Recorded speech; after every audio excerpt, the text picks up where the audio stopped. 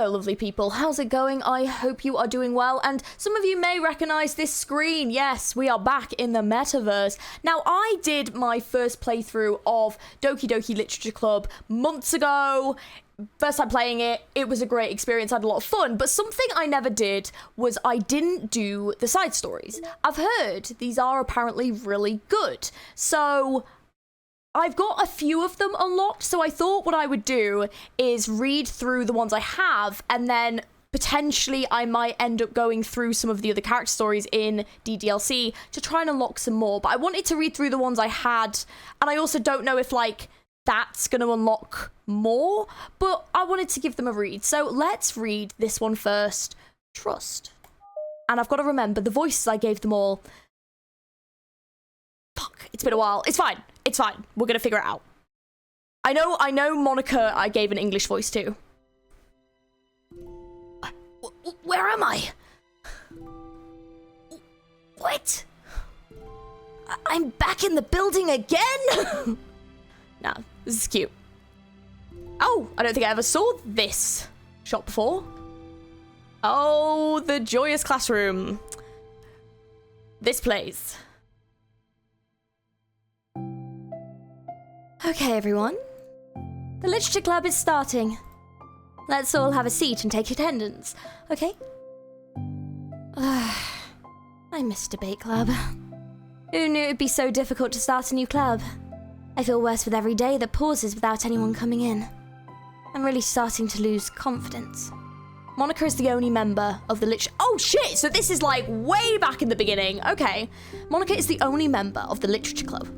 In the days that have passed, all of her efforts to recruit new members have been fruitless. Wow, so this is before everything.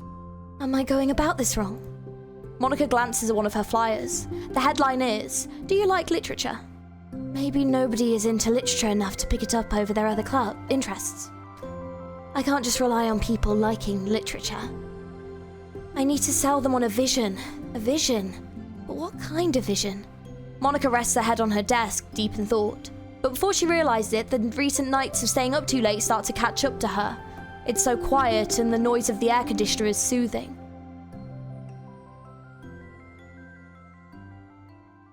Wish I had aircon. Boiling.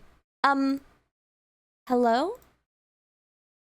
Oh! Aww. Suddenly, a voice causes Monica to snap awake. Oh my gosh, I'm so sorry. I never do this. Is this the napping club? No, this is, Monica pauses, suddenly embarrassed to admit that this is in fact the literature club. This is the literature club. Yay! I thought I got it wrong for a sec. I'm super sorry. It was like so unprofessional of me to do that. Don't apologize. I do that all the time.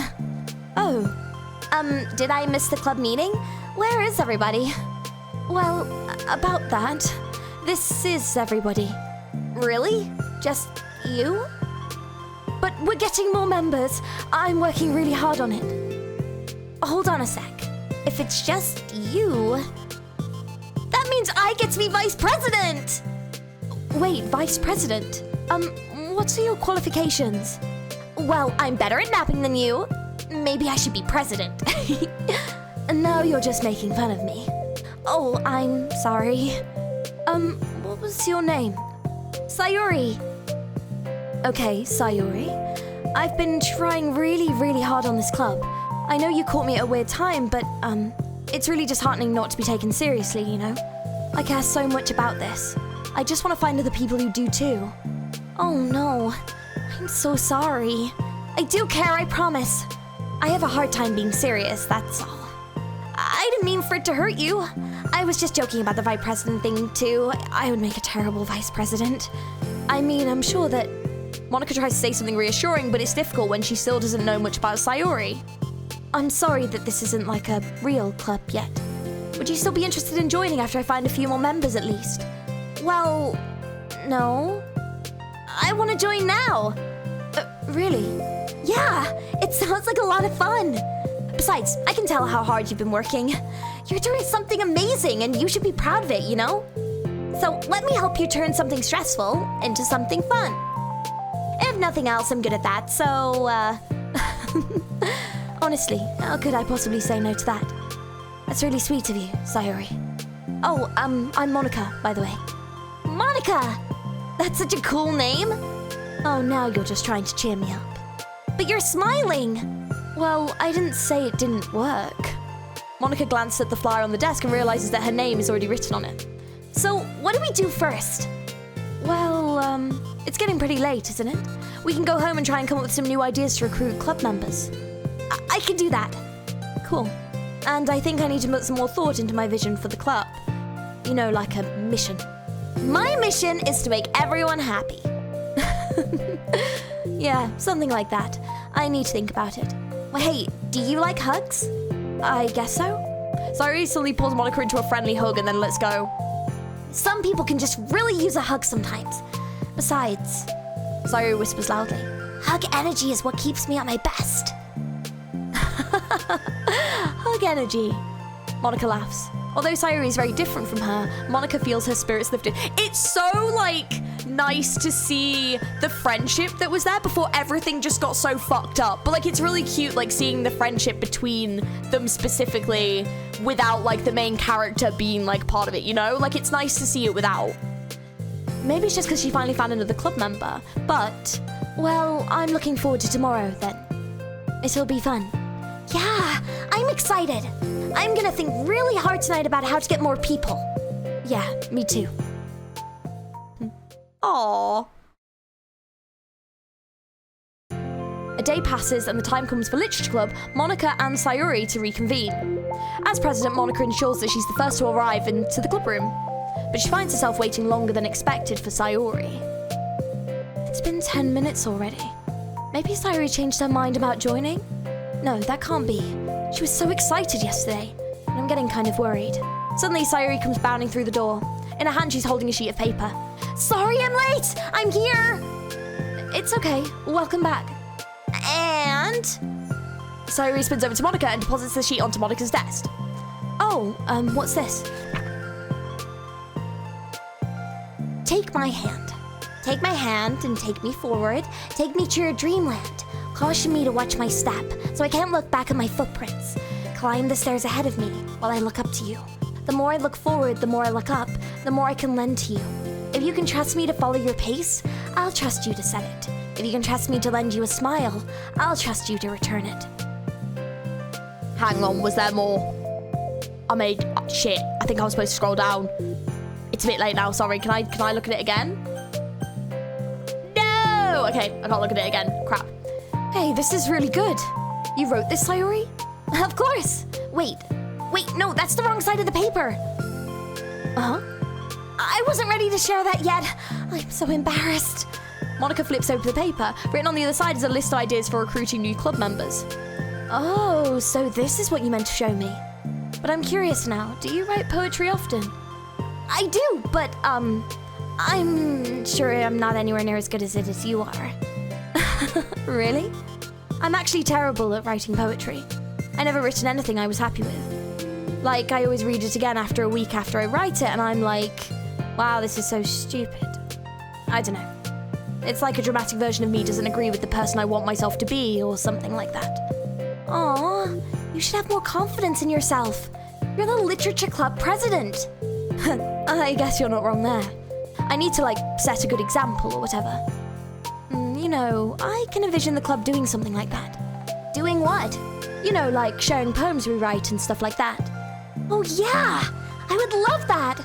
It's such a good way to learn about other people, you know?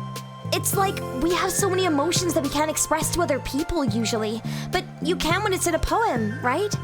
Yeah, I think that's helping me form a more cohesive vision for the club. I'm so glad you showed me, well, even though it was by accident. Me too! I felt embarrassed at first, but now it feels kind of good that someone else read it. I'll try and show you more of them in the future. I'd love that. Oh geez, I'm getting distracted. Do you want to go over this recruitment brainstorm together? My brain stormed so hard. It was like a brain hurricane. My brain is a natural disaster. Sayori, that's terrible. Anyway, let's take a look at the list. Make cupcakes. I was hungry. But it's a good idea, isn't it? Let me think about this. I mean, when would we have the chance to give people cupcakes? You know, like when they come into the club. What if we had like free cupcakes on the flyers? I'm like kind of worried that would bring the wrong kinds of people, you know? Wrong kinds? People would just come for the cupcakes and then leave. Oh, nobody would do that. That would be mean. But you know, I want to find people who are really into literature, even if they don't know it yet. Let's see, the next thing on the list. Hunt for people reading books. I don't think I get it. Like going around the school and finding people who are reading books, you know? Like in the morning or during lunch. And we tell them to check out the literature club. Well, the problem with that is like, wouldn't most people reading books just be doing it for an assignment or something? How would we know that they're just reading for fun? Well, we could ask them. But then we'd be bothering people who are trying to do the schoolwork. I didn't think about that part. I'm sorry. Hey, don't apologize. You're coming up with lots more things than I can. Oh, your next idea is to hand out flyers rather than just put them up on the wall. I'd definitely like to start doing that. I'm useful. I never said you weren't. I just need to think, what would we tell people when handing them out? I don't want to just be like, join the literature club.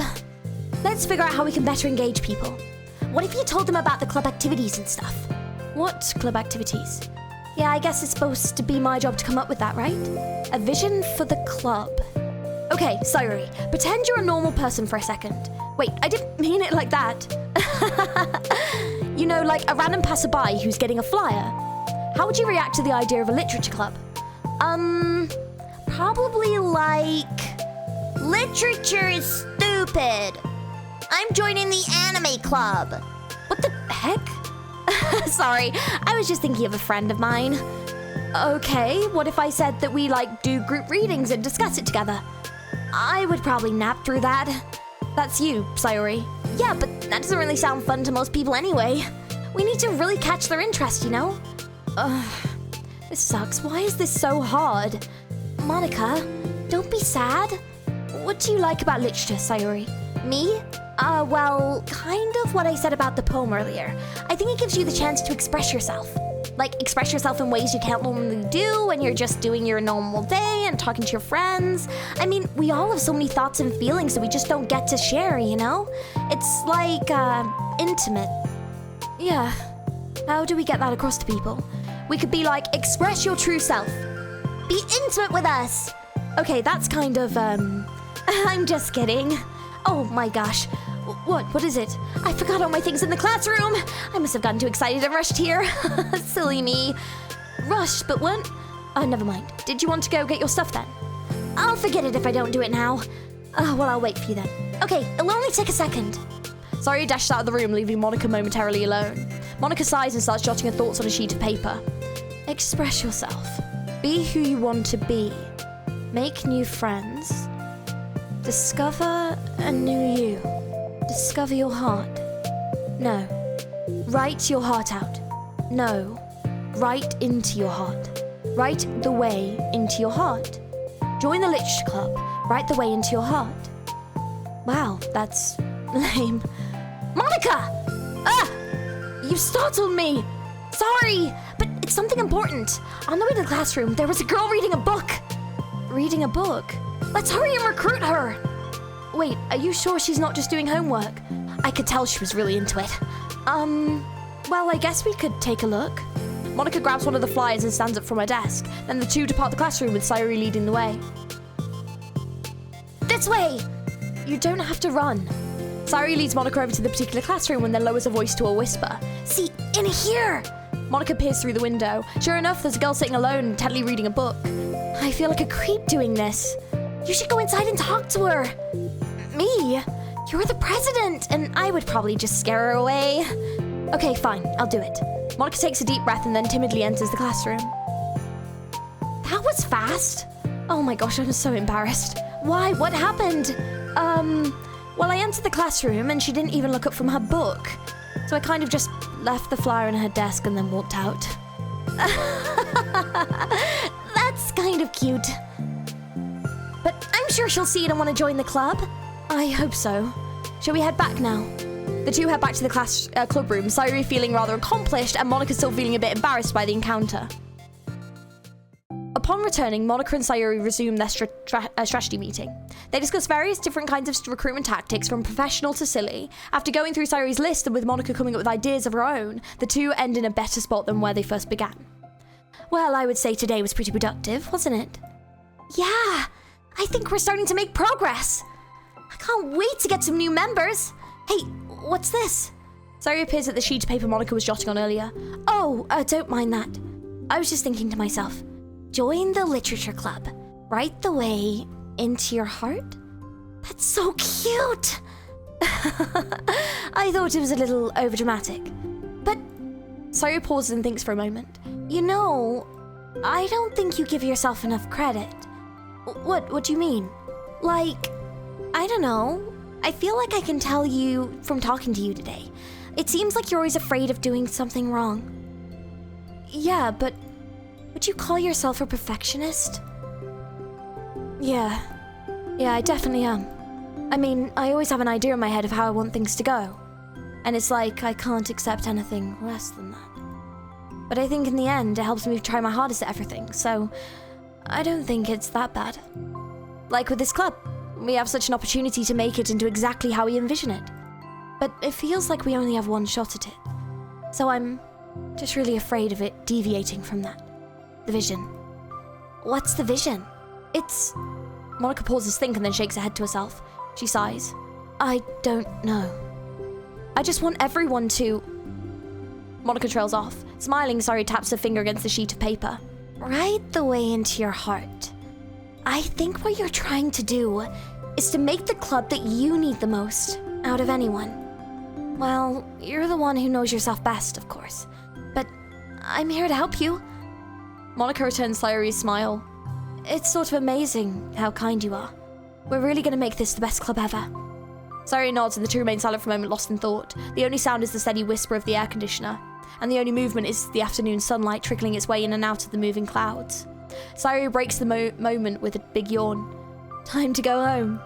You tell me. You're the president. In that case, today's meeting is officially over. I look forward to tomorrow. Me too. Sayuri beams and grabs her things. You can go on ahead. I need a few minutes still. Oh, I can wait. That's all right. I just want some alone time. In that case... Sayuri waves enthusiastically at Monica. Good luck! Monica smiles and waves in return as Sayuri spins away out of the club room. All alone, she sighs to herself and takes a minute to zone out. She wasn't prepared for the self-reflection encouraged by Sayuri, but she decides it was something she probably needed about right now. The club that I need the most. I don't get it. I just wanted to start a club with more passion. Something that I could use to help lead people to happiness. Literature is the key to that. Because it's the window to the real person inside of us. Underneath the person who's forced to always smile and blend in. The person who's forced to be perfect. See, this is giving a really great insight into who Monica is as a character.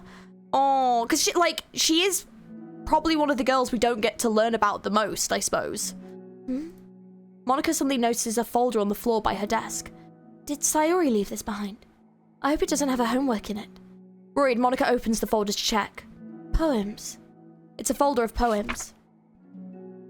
Become the flower. A feeling of joy is a flower plucked from the ground. The colour, the scent, and so pretty in my hair. Every day, I pluck some flowers, as though they grew just for me. A lifetime of peace and nourishment, yanked away in an instant. All for me, all for joy. I need more. I need more joy. I need more happy. Pluck, pluck, pluck every day. Pluck, pluck, pluck, so pretty in my hair. Pluck, pluck, pluck, you're going to die, and you too. Beneath my feet, a flower stands alone. It beckons to me. I twist the stem, freeing it from its clinging roots, caressing the final joyous moment between my fingers. But to what ends? I look in every direction, and in the field I stand in, the prosperous field is a barren wasteland, and the fruits of my labour, my carnage, my joy. And that's why I've decided I must become the flower. What the... Wait, Sayuri? Oh, she looks so concerned about her. Oh. Wait, Oh my god, that was actually really emotional. Damn. Like, it's obviously giving hints as to, like, the depression and the pressure that Sayori feels that we obviously learned about in the main story, but also that was a really interesting insight into Monika's character and how they met and why the literature club was started in the first place, obviously aside from when everything started to get really messed up, you know? Oh, right, let's do Trust Part 2, but it was really cool to see, like, how they met. Yes. Looks like it's, yeah. I think, did it say there's 6? So I think I've unlocked 4. So I don't know how to unlock the other 2, but we'll do these first and see.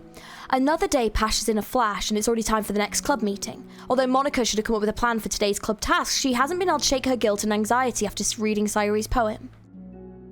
I'm so stupid. How did I let myself be the center of attention?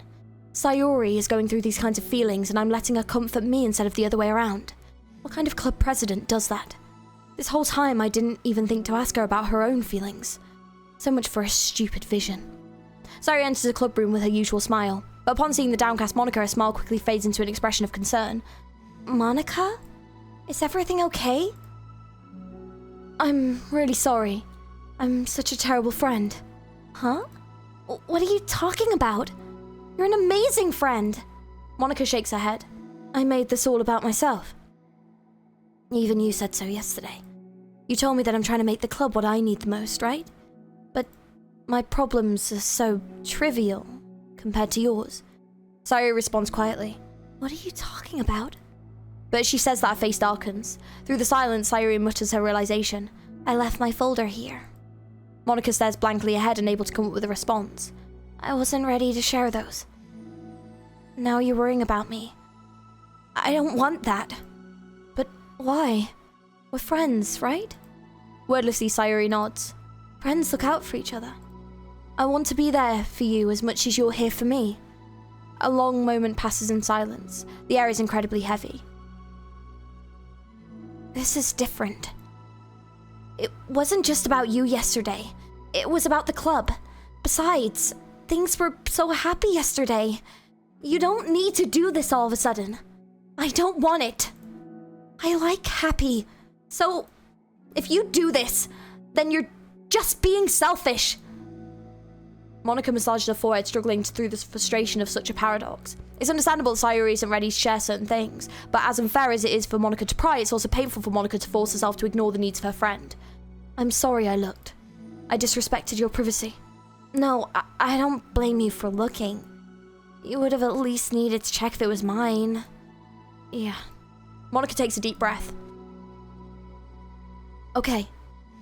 I understand that you don't want me to worry, and I think I'll be able to put this aside so that we can move on. But can you promise me something? Promise you what? Monika pauses to collect her thoughts. This is the Literature Club. It's a place where people can express themselves in the ways that life normally doesn't allow them to. That's the vision. In fact, that's our vision. Write the way into your heart or whatever. So I just want you to promise me that you'll remember that too.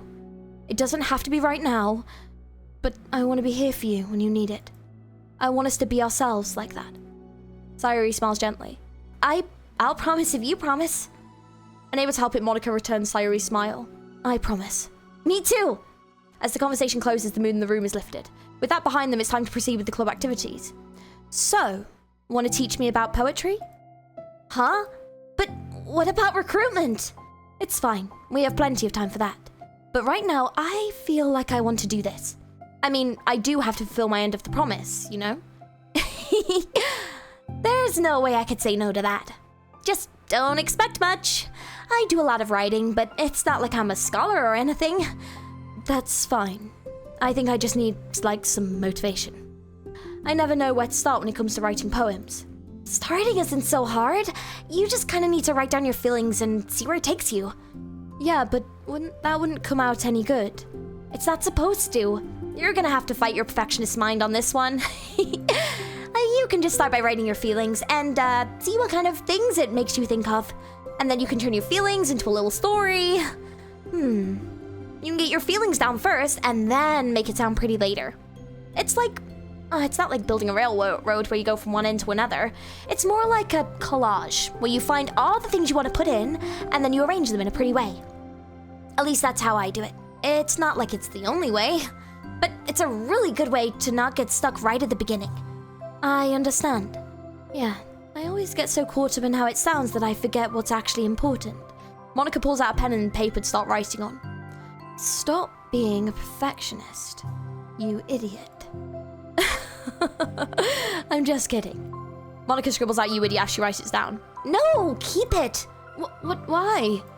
Are you calling me an idiot? Of course not. But the point is, you're not supposed to police your feelings, right? Be as dramatic as you want. But I was just, well, yeah. Underneath the scribble, Monica rewrites "you idiot," she says at the paper. Her words stare back at her. It's kind of funny how I wrote down what I'm mad at myself for, and then I did that exact thing anyway. This is really going to take some getting used to. I believe in you. Thanks, I do too. Me, I mean. But also you, of course. Monica continues the exercise, jotting down her thoughts. It's surprisingly quite a struggle to write without overthinking it. But after a while, with Sayuri's guidance and encouragement, Monica's sheet of paper begins to look fairly lively, peppered with all of her random thoughts. Phew. Monica looks up and down at her sheet. Gosh, I feel so tense looking at this. I hate it. But it's also kind of liberating. I can tell how hard you're trying. It makes me happy. I think you'll be good at writing poems. Don't give me too much credit. I have to try really, really hard at it. But I think it's something that I'll enjoy doing. With you. Sayuri beams. I'll stop here, but we still have time. Let's try to work on a new flyer for the club. Well, I won't be so picky about the language. Yay, let's do it! Monica and Sayuri proceeded with their work. With each passing day, the two of them become more confident in the club, not simply from their recruitment planning, but from their vision as well. As their bond strengthens, so does the essence of the literature club. Finally, they begin to truly feel it's only a matter of time before they find more members.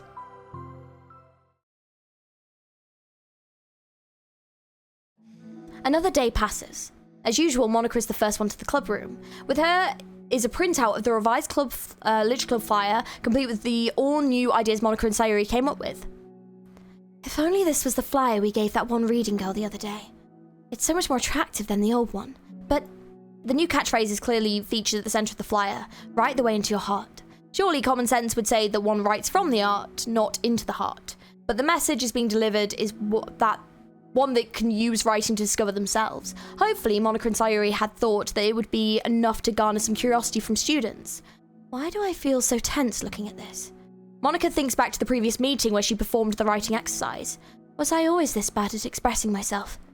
How am I supposed to be present if I can't demonstrate what the club is supposed to be about? The literature club is truly beginning to take form, but with that, the weight on Monica's shoulders only becomes heavier. Debate club is always about the rigid structure, formulating airtight points and counterpoints and delivering them with conviction. It was about the person on the outside, and that's why Monica was so good at it. It existed entirely with her in her realm of comfort. It's suffocating. I need to break through this mental wall. I need to learn to express myself for real. Monica pulls out a sheet of paper and grabs her pen. She presses the tip of the pen firmly against the paper. But her hand doesn't move. Instead, a tiny blot of ink collects around the tip of her pen. Monica lifts her pen and stares at the little blotch. For some reason, she feels compelled to run her finger across it, and as she does, the black ink smears across the paper, ruining Monica's canvas. Ugh. Out of spite of herself, Monica presses down her pen once more, letting the ink collect. She creates a second smear on the paper. Come on, Monica. Just move your hand. Monica writes. This is what I get for seeking perfection, a stain. Monica slides the paper away from her and puts her head down on the desk. The air conditioner seems louder today. I'm here! Hi! Monica hears Sayuri approach her desk and then stop for a second, probably reading the piece of paper. Then she sits down in the adjacent desk. Bad day? Me too. You too. The new flyer looks so good. You've been working so hard. On the club, but also on something else, I think. I can't do it. I'm sorry. It's so hard to just be vulnerable. Sayuri takes a sheet of paper from Monika's desk. She writes something down and then stares at it for a while. Can I trust you? Of course. You can trust me with anything. Sayuri gazes at Monika with sadness in her eyes. Understanding the signal, Monika takes the paper from Sayuri's desk and reads it.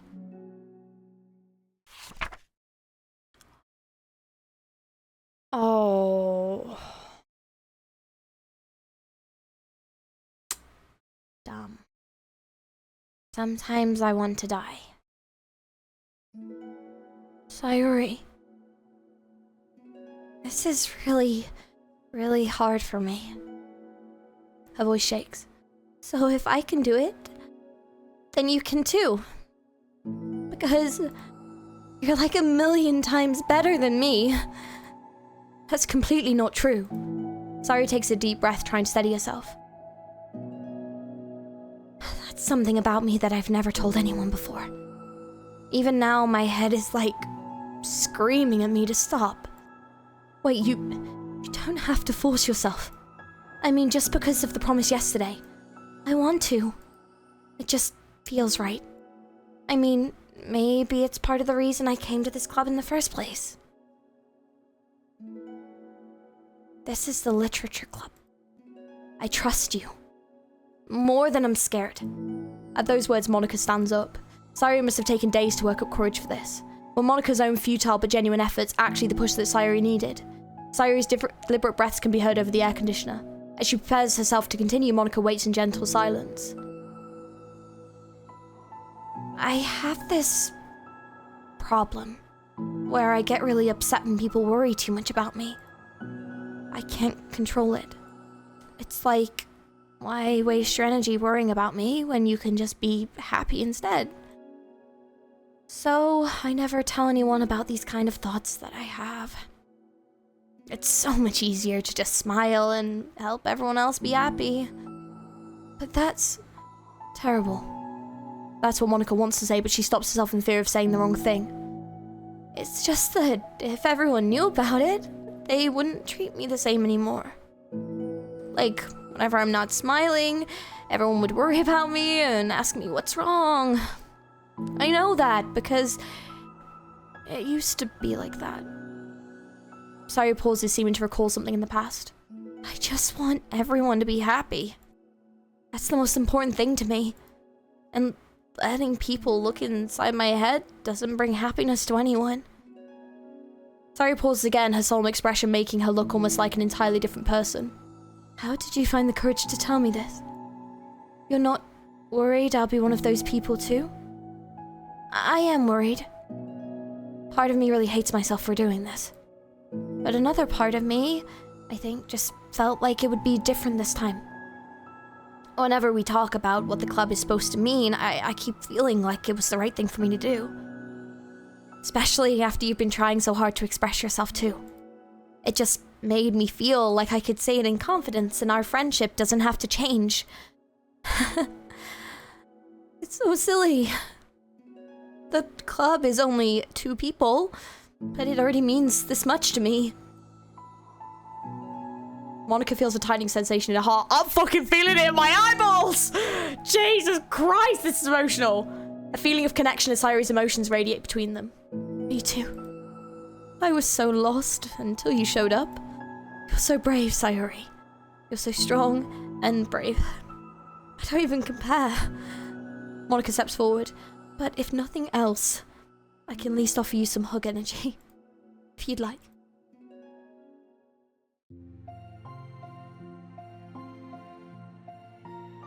Why am I getting weirdly fucking emotional over this? Holy shit. Fucking hell, that was so emotional. Like, it's really hard when you have feelings that are so overwhelming and sad, and like depression can take hold, and like feelings of like anxiety, and it can really be overwhelming and just like very all-consuming. And opening up to another person is such a vulnerability, and it's so hard because it's like Sayuri said, like, you worry that people are going to look at you differently or treat you differently or be sad, and it's so difficult, but opening up in a way is one of the best things that you can do to help yourself talk through these things and move forward. Talking is one of the most powerful things that you can do. It's such a powerful tool to help you release those emotions and help you work through and process what has happened and things that you've gone through. And so finding someone that you can relate to and be vulnerable with is so difficult, but when you find that person or people and you'll know and they have that vulnerability with you back, it could just mean so much. And so like I could see aspects of experiences that I've had myself, and like having that friend that I can like talk to about that and trust and just know that like I can be vulnerable with this person and they've got me, or vice versa. It's very emotional. Like that was a really emotional scene. I was like, my tears were like welling up. And it's so sweet. And it's just kind of like, oh my God, like you know what they've gone through, you know? Fucking hell. Wordlessly and without a smile, Sayuri rests her head on Monika's shoulder. Though through their contact, Monika can almost feel the torrent of thoughts swimming in Sayuri's head. And in this moment, enchanted by the air of the club, Monika realizes that all of the days that have passed, this is the one where she really, really hopes that nobody new walks through the door. She speaks softly. You're like the sweetest girl I've ever met. You can say anything. I'll never judge you. I promise. Sayuri's breath begins to quiver. She takes several deep breaths, trying as hard as she can to speak, to say things that she never dared once say out loud. Finally, she speaks in a choked voice. I'm so worthless. I'm worthless. And everyone would be better off without me. She suppresses a sob as a tear falls fucking out this. Oh my God, fuck. Oh. God. It's like really hard because when you kind of do voice acting, you get that emotion into your voice. That could almost just set me off as well, but like, fucking hell. She suppresses a sob as a tear falls down her cheek. I'm just an inconvenience to everyone. Not good at anything, and it just feels like everyone has just put up with me. I hate it. I hate it. The more Sayuri speaks, the more she fails to control her voice, falling victim to the overwhelming sadness clutching at her throat and chest. I don't want to have these thoughts. I just want them to go away. Now I'm making you put up with me, and I just want to die. Sorry, I did not mean to go over that in that moment. Fuck me.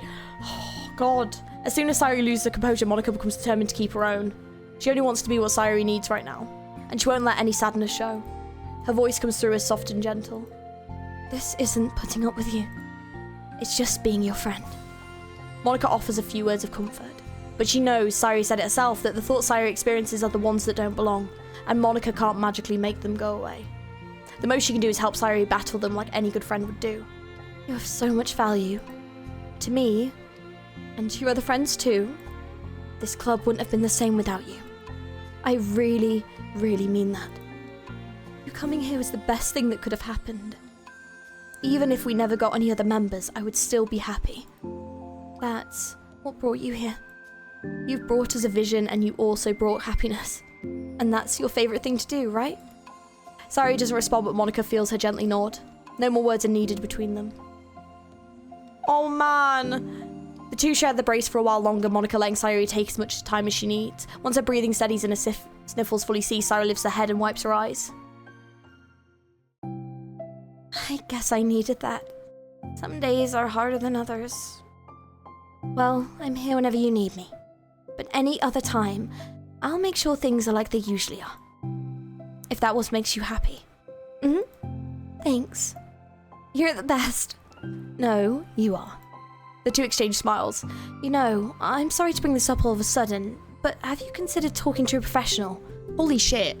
Can I just say how well written this is? Like, this is ticking all the boxes for like giving the best advice when someone or yourself has like a mental health crisis. Like, talk to someone, you know, talk to a professional, get help. There's help out there, and they're not gonna judge you, and they're not gonna treat you any differently, and they're not gonna like, they don't want to like hurt you, they just want to help. And like, this is perfectly encapsulating things that like, yeah, like this is like really good. Like, holy crap. Sayuri nods. It's scary, since it's already so hard to tell people. Yeah, Well, of course it will always be your choice, but if you're ever looking to find the courage for it, I can do my best to help you. Thanks. I think it helps knowing that you would. Sayuri suddenly yawns and stretches. Wow, that made me tired. And hungry. Well, I won't make you do any work today if you're not up for it. No, I want to. I mean, I can say it's definitely one thing that makes me happy. Monica smiles. But I might want to get a snack first. All of a sudden, the sound of the door causes two of them to turn their heads. The door opens halfway and then stops. A face peeks inside. A face that seems familiar. Oh, is it? It's probably one of the girls, right? Let's go into the next side story. The club meeting is suddenly interrupted by the sound of the door, causing Monica and Sayuri to turn their heads. The door opens halfway, then stops. A face peeks inside. A face that seems familiar. There she is. Sayuri's eyes widen, recognizing the girl. She's very conspicuously mouths to Monica. It's her, it's the girl! It's true, the girl standing in the doorway is none other than the girl Sayuri had come across reading alone in the classroom. Thanks to Monica leaving the flower on her desk, it seems she's found her way to the club. Oh my gosh! Are you here for the literature club by any chance? Am I in the wrong place? No, you're not. This is the literature club. Please come inside. The girl fully steps into the door but continues standing against the wall, avoiding eye contact. Sayuri continues to fail, containing her excitement. It's happening! Oh my gosh! Thank you so much for coming. Sorry, it's a little empty. I'm Monica, and this is Sayuri. We run the literature club, even though it's only just us so far, but what's your name, by the way? I'd like to join your club. Already? Wait, really? Are you sure? I mean, I should be good enough. Everyone is welcome here. You don't have to be good enough. Oh, do you want to have a seat? We'd love to get to know you. The girl nods, sliding over to the nearby desk and gently sitting down. So, what's your name? Yuri. I'm Sayuri, and this is Monica. Sayuri, Nice to meet you. Do you like fantasy? Like books? Yuri looks at Monica. Fantasy is cool. Yes. Have you heard of Annabelle Dupont? I can't say that I have. Oh, well, she's my favorite author. I'm on her 5th book and I just, Yuri grins and presses her knuckles against her cheeks in joy. Oh my gosh, this is so cute! You can borrow my books. I wouldn't mind. You're really in for an incredible experience. Monica stammers, caught completely off guard by Yuri taking control of the conversation. She glanced sideways at Sayuri, silently asking for help. I'd love to! It sounds like you're really into them, so they must be great. I'm so happy I found this club. Oh, I'm so stupid. I left all my other books in my locker. I should have brought them. Yuri quickly stands up. I'll be right back. I'll go get them for you. Oh, you only probably need to bring one for now. Sayuri nervously says that, knowing to herself her incredible heftiness of the book that Yuri set out on her desk. True. Okay, I'll go get the first one then. Yuri exits the club room in a flash, leaving Monica and Sayuri silently exchanging glances. Oh my god, I wasn't prepared for this. How do I handle someone so intense? I have, no experience with fantasy, maybe except stuff that I read when I was a kid, but it's probably like a joke compared to what she's into. I'm sure it'll be fine. In fact, I think it's neat that we have different people who are into different kinds of literature. It'll be fun to learn from each other. Yeah, I mean, I don't disagree, but what if this is her only interest? Doesn't it kind of seem like that? Monica, don't you think you should be more optimistic? We have a new club member. There shouldn't be any room for anything but being happy. I'm excited to get to know her more, aren't you? Yeah, I guess you're right. Sorry for being so hasty. I just got really anxious all of a sudden. It's because you're afraid of not being able to take the lead. What the heck? It's kind of scary how you can point things out like that, Sayuri. I just like learning what makes people happy or sad. Yeah. Hey, you know what? You'll probably be a great help feeling Yuri feel more comfortable here. Maybe you could take a break from helping me with the administrative stuff and just focus on spending time with her. Yay! That's exactly what I want to do! Besides, Sayuri lowers her voice. I'm probably going to need all the time I can get. She taps her finger against the dauntingly chunky book Yuri left sitting on the desk. Right afterwards, the door opens to reveal Yuri's return. I'm back. The breath is slightly heavy, which combined with her short time gone indicates she may have ran at least part of the way. She makes her way back over to Sayuri and sets the book down on her desk. Just as Sayuri feared, the book Yuri brought for her is about equal in size to the one already left on Yuri's desk. Well, there are probably a few things you should know before getting started on it. There are some things that are more explained in other books that take place in the same universe, so going over those would be good to keep you from getting confused at the start. Yuri nervously interjects. Well, I was thinking that maybe today we could just get to know each other a bit more. You know, like I was thinking if we're gonna be reading together, then I would like that. From across the room, Monica smiles and nods at Sayuri while Yuri isn't looking. Oh, okay. Yuri sits down, then looks at her book, then glances around the room, showing no indication she has anything more to add. So, what made you decide you wanted to join the club? Well, I like reading, so I was immediately interested. I had no idea that someone was starting a literature club, but that's my fault. I haven't really been paying any attention to any of the club recruitment advertisements. I only found out because she, Yuri glanced over at Monica. Monica came into my classroom and put the flyer on my desk. Suddenly Yuri's face darkens and she shakes her head at herself. I was so stupid, I got too nervous and couldn't even look up, so she just walked out. It took me several days to just come here because I was afraid that Monica told everyone how inconsiderate I was, but I decided that it was probably irrational. Wait. No, that was totally my fault. I felt so bad about interrupting you that I just, walked out. I was actually really hoping that you would come by. Yuri exhales in relief. I always seem to interrupt things at the worst possible scenario. Well, I was really nervous coming here for some other reasons too. Such as there being too many people. Not that I mind that much, but I have a really hard time having to meet a large group of people at once, so it's actually amazing that it's just the two of you. I definitely came at the right time. Ah, that makes me so happy. I'm proud of you for working up the courage to come. Yuri smiles warmly to herself. I never really had the privilege of sharing my interests with others before. It's so hard to find others who are into the same things as I am, except online. So I thought the literature club would provide a chance for me to do that. What kinds of other things are you into? Like genres? I don't know, just anything, even if it's not literature. Oh, just things you would think are dumb. Sayuri pauses, the look of concern on her face. How about I'll tell you something I'm into, and then you can tell me about something you're into? I suppose that would be okay. Okay, well, I'm pretty into, crafty things. Like making cute little collages or decorating things like cards or jewelry boxes. My room's always cluttered with random stuff because I keep buying things to make gifts for my friends, but then I put it all off till last minute. So yeah, that's something kind of silly that I'm into. You sound quite creative.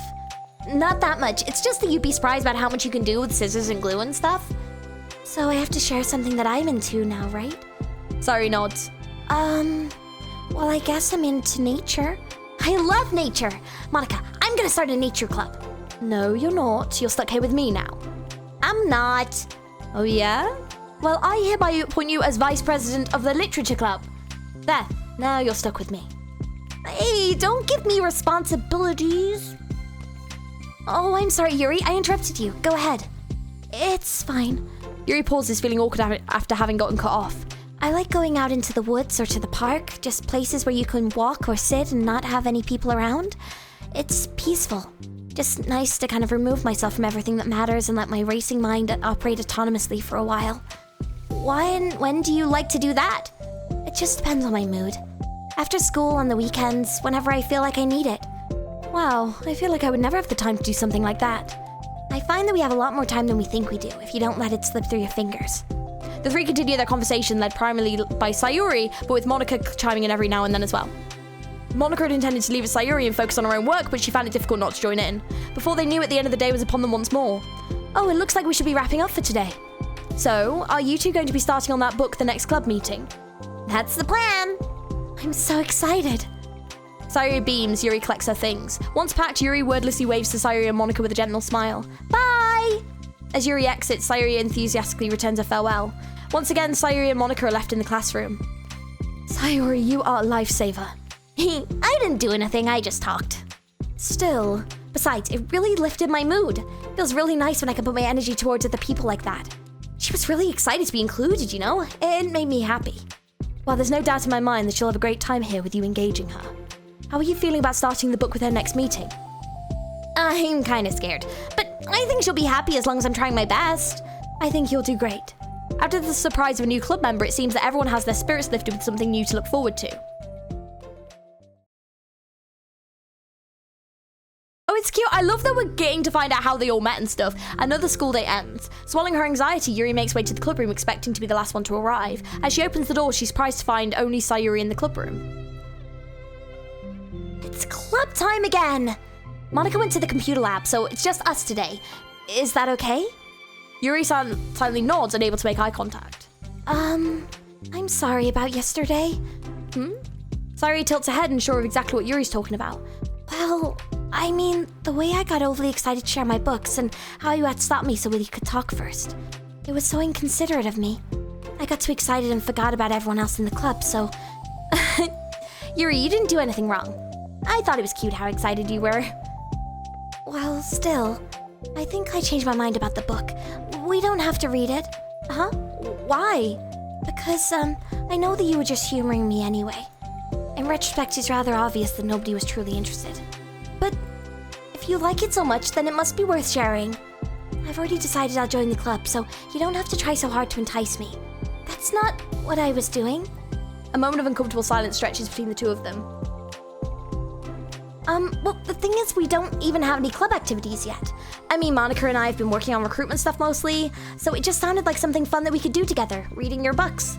You know, like a club activity? That would be okay, right? Why am I being so resistant to this anyway? It's exactly what I wanted in the first place, and you're being so nice about it. I really don't know what's wrong with me. I'm sorry for being like this. You don't have to apologize. Just tell me if there's anything I can do to help you feel more comfortable here. Sayuri pulls up her desk against Yuri's and sits next to her. The book in question is already on Yuri's desk. Peering over, Sayuri reads the cover of the book. Dusk Bell. Part 1 of the Everlast Saga. It's Dusk Bell by Annabelle! Sorry, I'm ready now. Oh right, I should probably get some paper. Yuri grabs the spiral notebook of hers and tears out a few new sheets of paper. Wait, how come you need paper? Oh, it's useful to draw things out sometimes, like maps, timelines, family trees, or for just taking notes. Notes? I mean, yes, that is an effective strategy. Exactly. I'm sure it'll be especially helpful for someone new to the genre. Sayuri's joke completely flew over Yuri's head. But thinking about it, she decides it's probably for the best that it did. Well, I'm not used to having company through this, but I'll try to help make it as accessible as possible. I trust you. You're, like, super smart. Oh, please. Yuri tries to dismiss the compliment, but she can't hide her smile and light blush. You can't generalize intelligence. I'm only smart in the things I have a lot of experience with. Contrarily, I'm awful at anything involving real people. That should be evident enough from the 2 days I've spent here so far. So in my eyes, it's everyone else who comes off as smart, especially you. No! Sayuri rubs her shoulder against Yuri's. You're such a sweetheart when you're not being shy. Anyway, would you like to get started? Okay. After the minor diversion between the two of them, the two get back on track with their planned club activity. Yuri begins to guide Sayuri through the basics of the fantasy world that her story takes place in. The more of it she details, the races, the factions, history, elements, and magic, the more questions Sayuri seems to have. But despite Sayuri's expectations, Yuri eloquently guides her through it in a way that it's fun to follow along. It becomes evident that the world-building aspect of the story, not just the story itself, is the one that Yuri finds a passion leaning towards. How do people come up with this stuff? It's like the exact opposite of the kind of writing that I do. What kind of writing? Oh, like poetry and stuff like that? The things I write are just like putting down feelings that come into my head, you know? But this is like, there must be so much planning and hard work. You're into poetry? I think there's an appendix that includes some of the kingdom's written works like poetry and folk songs. No way! Yuri giggles, filling Sayuri's heart with happiness that she realizes it's the first time she's heard Yuri laugh. It means Yuri must be having fun. Anyway, I think we can get started reading now if you're ready. Okay, but I can't read very fast. Well, that's fine. I'm very patient. Patience is something I pride myself in. I see. Sayuri drops Yuri as patient into her notes. Hey, that's for the book. I'm just kidding. But I'm kind of glad you're patient, because I need that sometimes. A lot of times. Sayuri flips through the first few pages of the book, getting past the table of contents. Okay, chapter 1. The room becomes silent as the two of them begin to read, but the silence only lasts for a moment before Sayuri speaks up again. What does vindicated mean? Well, in this context, it essentially means that he was proven innocent. Okay, it's okay to ask questions, right? Of course. Sayuri turns the page. Are these footnotes? Mm-hmm. A lot of the dialogue has cultural references that require explanation to be understood. The two of them continue reading. Yuri's relaxed expression remains unchanged. Meanwhile, Sayuri's expression grows tense as she tries to make her way through the dense text. Up until now, their expressions have been reversed, with Sayuri easily navigating social situations and Yuri struggling in them. But the tables have turned. Wait, are they talking about the past right now, or the present? Where? Right here. They're talking about the past. These paragraphs are describing the flashback that Barnes is having. But they didn't tell me that. It's implied from the context. Sayuri rubs her temples. The two of them continue with Sayuri asking fewer questions. She begins to understand the value in the notes. She finds herself referring to them somewhat often, even adding to them. But her reduction in questions comes not from her getting used to the reading, but rather her fearing that she'll come across as stupid. Aww. At last, Sayuri reaches the end of the chapter. I think we can stop here for now. Okay. Sayuri takes a deep breath and closes what little book she's gotten through so far. So what are your thoughts up to this point? Sayuri tries to find words. Am I doing well so far? I'm not sure I understand. Well, I don't know. When it takes me so long to read and understand things, it makes me feel really dumb. But I really like how into it you get. It makes me want to keep going, and I keep doing my best so I can see the way that you do. The relaxation in Yuri's expression fades. I see. Yuri quietly gathers her things. We can continue tomorrow, right? Yuri pauses, then shakes her head. We can do something else tomorrow. But I'm sorry. Wait, sorry for what? I don't understand. I'm sorry. I don't want to do this anymore, that's all. I'm sorry that I made you. Yuri leaves. You weren't making me. Sayuri is left alone with her words. How did this happen? We were having fun just a second ago. It's my fault. I said something stupid and hurt her. I should have just told her that I enjoyed it. Monica trusted me with this. It's the only thing I'm good at and I still messed it up. What if she doesn't want to come back? Drowned in guilt, Sayuri stares blankly at a desk spread with notes. The book sits next to them. Right. If she wasn't coming back, she wouldn't have left the book here, right? Unless she just forgot to take it with her. This is horrible. Wait, is it really because she thought I wasn't enjoying our time together? Or maybe she wasn't enjoying our time together because I'm not good enough? I probably let her down so much by having trouble following along. Yeah, I'm sure if I was smarter, she'd be having so much more fun. I need to do better for her. Oh, Sayuri! Oh my god, that was freaking depressing! Oh... God damn it, that was so fucking sad. For the first time, Sayuri is the first to enter the club room. Anxiety courses through her relentlessly. Will Yuri show up today? Sitting at the desk, she stamps her feet in an attempt to calm down. Why am I letting this affect me so much? I'm doing everything I can to make Yuri happy, but my best wasn't good enough. Oh, but it was still my best. But I'm letting everyone down. I'm always just such a disappointment. Sayuri continues to wrestle with the self-deprecating thoughts. Every tiny noise causes her to lift her head in anticipation of Yuri's arrival. Minutes pass by and nobody enters the club room. Not Yuri or Monica. Gosh, I'm so late. Why did I offer to help those other students with their work? I'm such a pushover sometimes. It's going to leave such a bad impression on new club members like Yuri if I'm not the first one there. Monica rounds the corner approaching the club room. As she does so, Yuri. Yuri jumps at the sound of Monica's voice. She's sitting outside the club room against the wall next to the door. Embarrassed, she quickly closes the book that she was reading and stands up. Gosh, I'm so sorry I'm late. You didn't have to wait outside for me. The door to the club room is open. It's not, Yuri stammers, unable to explain herself. She peers inside the club room through the window, then looks away. Actually, I was just wondering if I could help you today instead. Huh? Me? With club publicity stuff? Yes. Monica is utterly confused. Why is Yuri asking this all of a sudden when she was so eager to spend time with Sayuri before? Did they not get along after all? Monica looks into the club room to see Sayuri sitting alone inside. Okay, it's kind of a simple job, but I'd be happy for you to tag along. Me too. Monica is worried, but she finds it difficult to insert herself into whatever conflict there may have arisen. It's a little ironic she realises that she could be so conflict avoidant after having been in the debate club. Okay, let's take a walk together. I just have to make copies of this new flyer, then go around to the billboards and replace the old ones with the new ones. Yuri nods and the two set off. Oh, poor Sayuri's just sat there on her own. The two walk in silence. Without Sayuri, Monica finds it quite difficult to strike up a conversation. So, how's everything been going? Fine. That's good. Neither of them follow up with anything more. Monica tenses up at the stinted conversation. How the heck does Sayuri do it? Oh, sorry, I didn't see you yesterday. I went straight to the computer lab to work on the flyers. Sayuri told me. What did you two end up doing yesterday? Just some reading. Oh, I'm glad. It's really starting to feel more like a literature club now.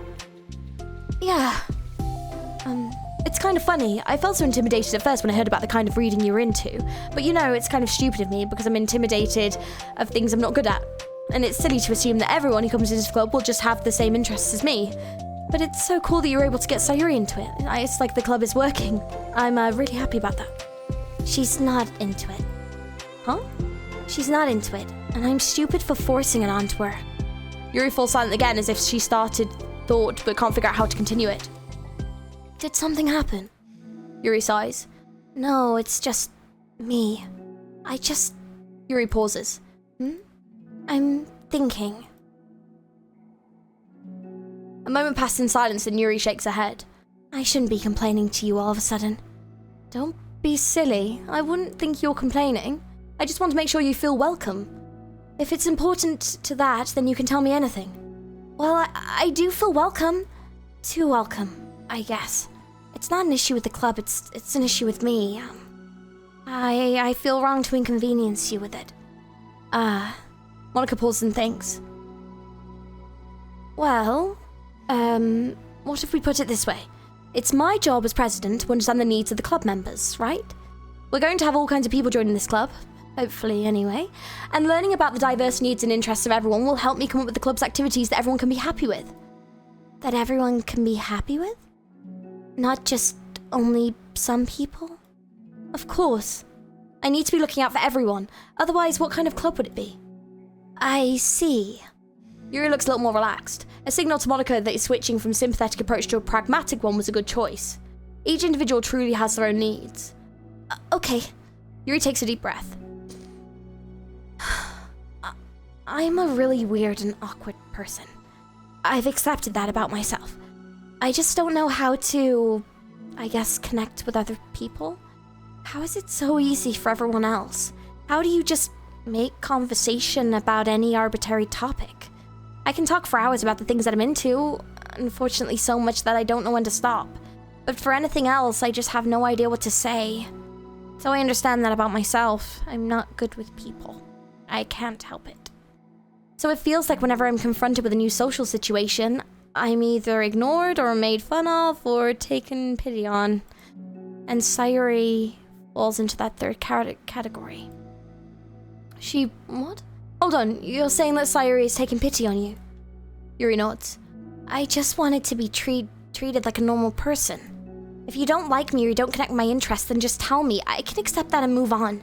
Sayuri is too nice to me. I'm so stupid for not realizing that she would go along with whatever I pushed onto her. Nobody deserves to put themselves through that kind of discomfort just because they pity some weirdo who doesn't know how to make friends. It's the worst feeling. I hate it.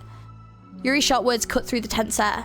Somewhere in the middle of the conversation, the two stop short of the hallway, prioritizing the conversation over their original task. Monica looks at Yuri. Yuri only looks down with a fist clenched. I think that you should tell her that. I can never say that to someone's face. It's pathetic. Sayuri is different. Making people happy is the most important thing to her. I'm sure that that's what she's trying to do. So if you're able to explain to her what makes you happy, then she'll do anything to make it happen. That's the problem. What kind of friendship has one person always trying to cater to the other person's weird needs? I'm sorry, I'm making myself sound so... No, I think I'm starting to understand. Monica hesitates to finish her thought out loud. It's something that Sayuri would say better. Sayuri is someone that will give anyone however much kindness they need in order to smile. But Yuri, who has difficulty accepting kindness, must be driving Sayuri to the even more assertive with the kindness, further exacerbating the matter. Neither person is to blame, but it's an issue that can't be resolved without them understanding each other better. Sayuri wants to be your friend. I promise that. It's okay for different people to have different needs. I mean, Sayuri, she has her own needs too. But good friends work together and can be what they need for each other. You just have to have good communication and talk about it. I don't have good communication. Yuri stops and shakes her head. I'm sorry, I didn't mean to say that. My head is just, it's so resistant to everything. I'm pushing such a kind person away from me because of it. Yuri pauses to think. I'm so tired of the cycle I'm creating for myself. I think I'm so afraid of people pushing me away that I just push them away first. How thoughtless and immature of me. Yuri takes a deep breath and exhales. I didn't mean for this to turn into a whole venting session, but I understand now that I just need to communicate with her. You're totally fine. It's for the club, remember. You're just helping make the club a better place for everyone. Yeah. Yuri falls silent again. She looks like she wants to say something. This kind of critical thinking is something I'm really bad at. You know, about people. So, thank you. Anytime. Monica smiles at Yuri. For just a moment, Yuri finds it herself to meet Monica's gaze, returning a shy smile of her own. Aww. Just communication is needed, guys. Communication. Yuri and Monica finished replacing the old flyers with the new ones. More accurately, Monica mostly did the work while Yuri followed along. But as the club room once again draws near, so does Yuri's confrontation. I can't do this. Yes, you can. It'll be great. Yuri sighs and shakes her head. I'm never going to feel confident enough. I just have to do it. If I don't do it now, I never will. Yuri starts towards the door, but then turns to face Monica. You're not just going to wait outside, are you? I can take a walk. Want me to get you a coffee or something? Actually, I prefer tea. I like to make my own though, so please don't worry about it. Although I suppose that's one downside of reading here in the club rather than home. I don't get to drink tea while reading. Sorry, I guess that has nothing to do with this. You know, now that you mention it, I bet we could get permission to keep stuff for tea in the club room. You can use like an electric kettle to heat up water, right? Would that really be possible? I'll look into it. I think it'd be great. Yuri smiles and nods at the thought. Well, I'll be back in a bit. Good luck. Monica waves at Yuri and then turns around and departs down the hallway as Yuri's smile fades once more. A moment of daydreaming about tea isn't enough to save her from the anxiety of the task that lies before her. But it must be done. Taking one more deep breath, Yuri timidly opens the clubroom door. Yuri? Wait, hold on, I'm not done yet! Sayuri shuffles a bunch of papers around. Yuri stammers, her words caught in her throat. At that moment, she realizes how Sayuri has been spending her afternoon. I wasn't expecting you to come today. I was really hoping to make it all the way through the next chapter first. But I got most of the way through it. And look! Sayuri holds up a sheet of paper. It's the page of notes beautifully produced with indentations, categories, and even color coding. As Yuri sees it, her expression shifts from anxiety to despair. I was afraid you were getting disappointed in me, so I've been trying really hard. Stop. Yuri presses her fist against her forehead. Please stop. I can't take this. Yuri? Sayuri's voice quivers in shock after having received the exact opposite response that she was expecting. I'm sorry. Sayuri looks away in guilt. Did I do something wrong? I don't understand, so if I did something wrong, please tell me. Yuri shakes her head. No, it's me. I keep putting myself in these situations where people are afraid to treat me normally. If you don't like this kind of reading, it's okay. Please just tell me. I don't need to be treated differently just because I'm weird.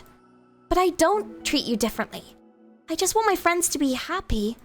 So I thought that if we did something together that you really like, I don't want your pity. Why did I do that? Yuri sinks to her knees, her voice squeaks. I'm sorry. Tears of guilt and self-loathing begin to... Fucking hell! Why are these side stories so fucking emotional? God. Tears of guilt and self-loathing begin to stream down her face. This isn't how it's supposed to go. Why is it so hard just to articulate your thoughts? Why do you end up pushing everyone away from you? Yuri's mind pounds with internal accusations as she shuts her eyes, unable to face Sayuri and the rest of the world. She should leave, just escape from here before Monica sees her like this, and before Sayuri tells Monica what she did. But before Yuri can put any strength into her legs, she feels a warm pair of arms gently wrap around her from behind. Oh... It's okay. Sayuri whispers in a soothing voice. It's okay. It's okay. Overcome by despair, Yuri finds herself unable to protest or pull away from Sayuri's kind gesture. Yuri sniffles, breathing heavily through the clenched throat, trying with all her willpower to control herself. I understand. I understand that the things you're feeling in your head are different from the things you're trying to say. I know that must be what you're feeling right now. I promise I understand that. So I'll give you as much time as you need. When you're ready, just tell me your feelings and we'll talk about them together, okay? Yuri sniffles again and nods her head. She gives herself a minute to compose her thoughts, then speaks while steadying her voice. I think that I've gotten so used to people being weirded out by me that it feels like anyone who's nice to me is just doing it out of pity. I'm so horrible with people. So it makes me not want to believe that someone can actually like me for who I am. Yuri pauses, but Sayuri doesn't interrupt. Rather, she waits for Yuri to continue. I just got so excited when I joined the literature club. I thought that it was finally my chance to make friends through my interests. Because my interests are the only things I know how to talk about. It's all I have going for me. But then, whenever I catch myself getting overly obsessed in front of other people, it feels like I'm making a fool of myself. I hate myself for it. Ultimately, I just want to be treated like a normal person. But how am I supposed to expect that when I can't behave like one?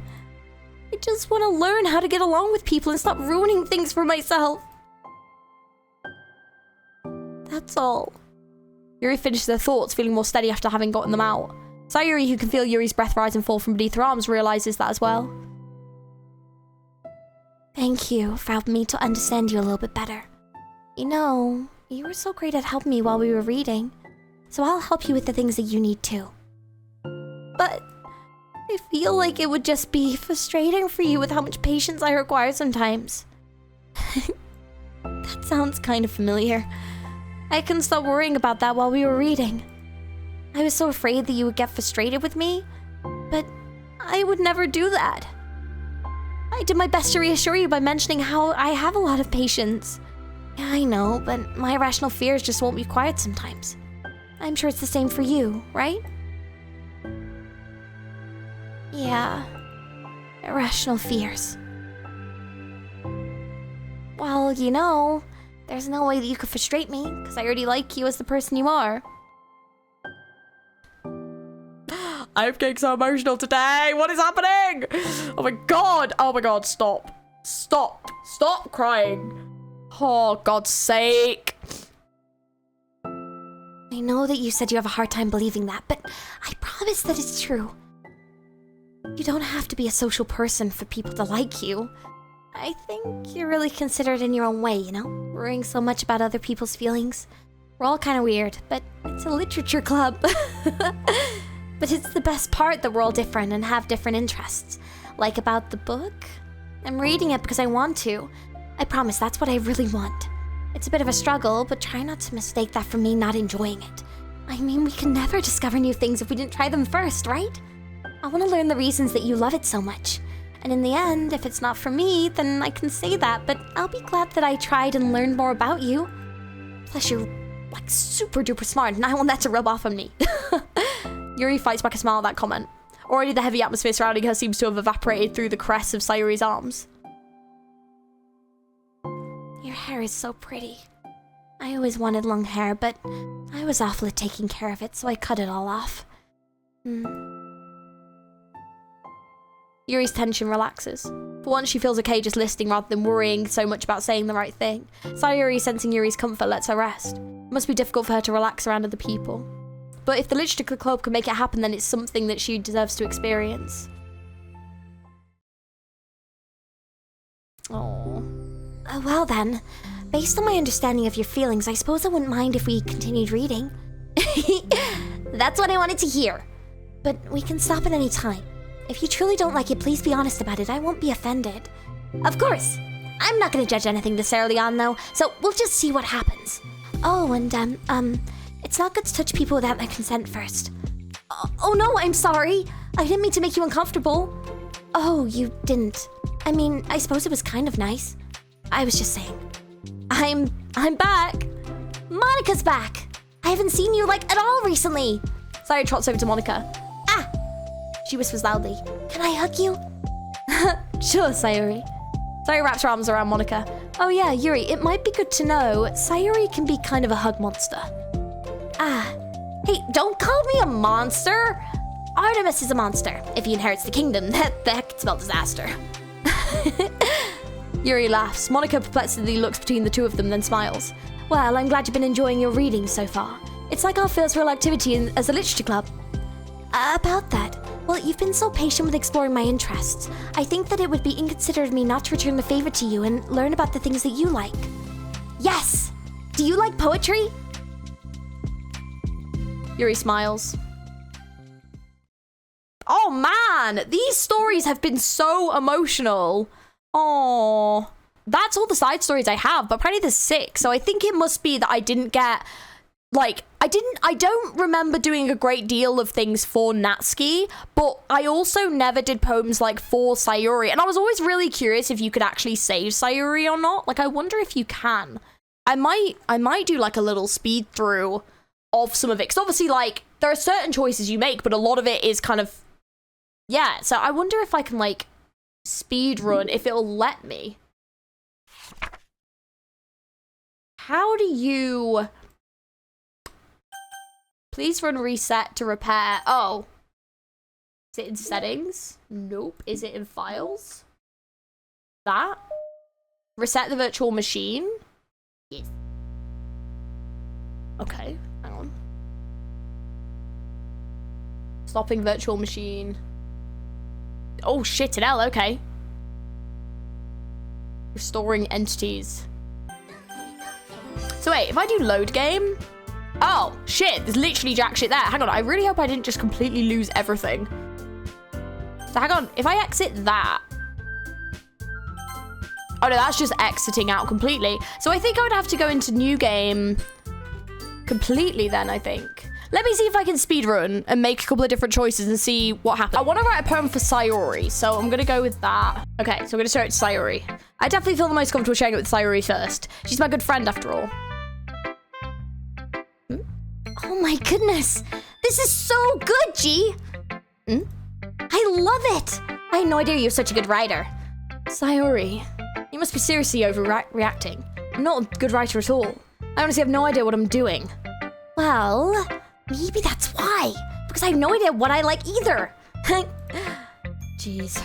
I'm sure Yuri's opinion has to be a little more constructive than this. Maybe even Natsuki's. Are you sure you don't like it just because I wrote it? Well, I'm sure that's part of it. I think I understand you better than a lot of people, you know. So when I read your poem, it's not just a poem. It's a G poem. And that makes it feel extra special. Like I can feel your feelings in it. Sayori hugs the sheet against her chest. You're so weird, Sayori. I'm really happy that you wrote one. Just reminds me of how you're really a part of the club now. Not to mention the fact I'm standing in front of you in the club room. Well, of course. I'm not really into it yet, but it doesn't mean I'll break my promise. See? It's like I said before, G. Deep down, you're not selfish at all, you know? Trying new things like this for other people, that's something only really good people do. Thanks, Sayori. I'm not sure if Sayori sees the full picture of my motive here. Then again, I can't deny that she's part of the reason I joined. Knowing this much means to her and all. Yeah, and I'm gonna make sure you have lots of fun here, okay? That will be my way of thanking you. Alright, I'm gonna hold you to that then. Yay! Now, you'll read my poem too, right? Don't worry, I'm really bad at this. We'll see about that. Dear sunshine, the way you glow through my blinds in the morning makes me feel like you miss me, kiss my forehead, tell me to get out of bed, help me rub my sleep from my eyes. You asked me to come out and play, you trusted me to wish a rainy day. I look above, the sky is blue, it's a secret, but I trust you too. If it wasn't for you, I could sleep forever, but I'm not mad, I want breakfast. Sayori, this is just a guess, but did you wait until this morning to write this? No, just a little bit. I think this is the same conversation as before. Sayori suddenly comes up to me. I'm gonna go get some supplies from another classroom. Wanna come with me? Supplies? What for? Well, you know how the festival is coming up? Me and Monica are gonna make some posters and stuff. So I need to go find some crayons and markers and glue sticks. I see. Sure, I'll go with you. Yay! Okay, Monica, we'll be back soon. Are you going with G to get the supplies? There's no need to trouble yourself. I'd be happy to go with him. Oh, but I wanted to go. It's so much fun exploring empty classrooms and stuff. Okay. It was just a suggestion. See if you can find poster paper too, okay? Okay. Ready, G? Yep, let's go. Sayori and I exit the classroom. I follow behind as Sayori hums and skips around the hallway. Honestly, feels like I'm taking a kid to a mall or something. Sayori finds pleasure in the simplest things sometimes. Hey, Sayori, what exactly are we doing for the festival anyway? See, it's not letting me skip this, so this is making me think this is definitely something new that I haven't played before. I'm trying to cater all the poems to Sayori, so this seems like a good sign. I think anything, from what I'm gathering, anything I can skip is things that I've played before, that it doesn't matter what choice you make, but I think anything you don't skip, I think is like new, so this is a good sign. What exactly are we doing for the festival anyway? I'm not sure how you'd make an event out of literature. Me and Monica have it all planned out. Don't you worry. Is that so? Yep, we're gonna do a poetry performance. A performance? Of what kind? Well, everyone is gonna take turns on stage and recite their favorite poems. That sounds, kind of dull.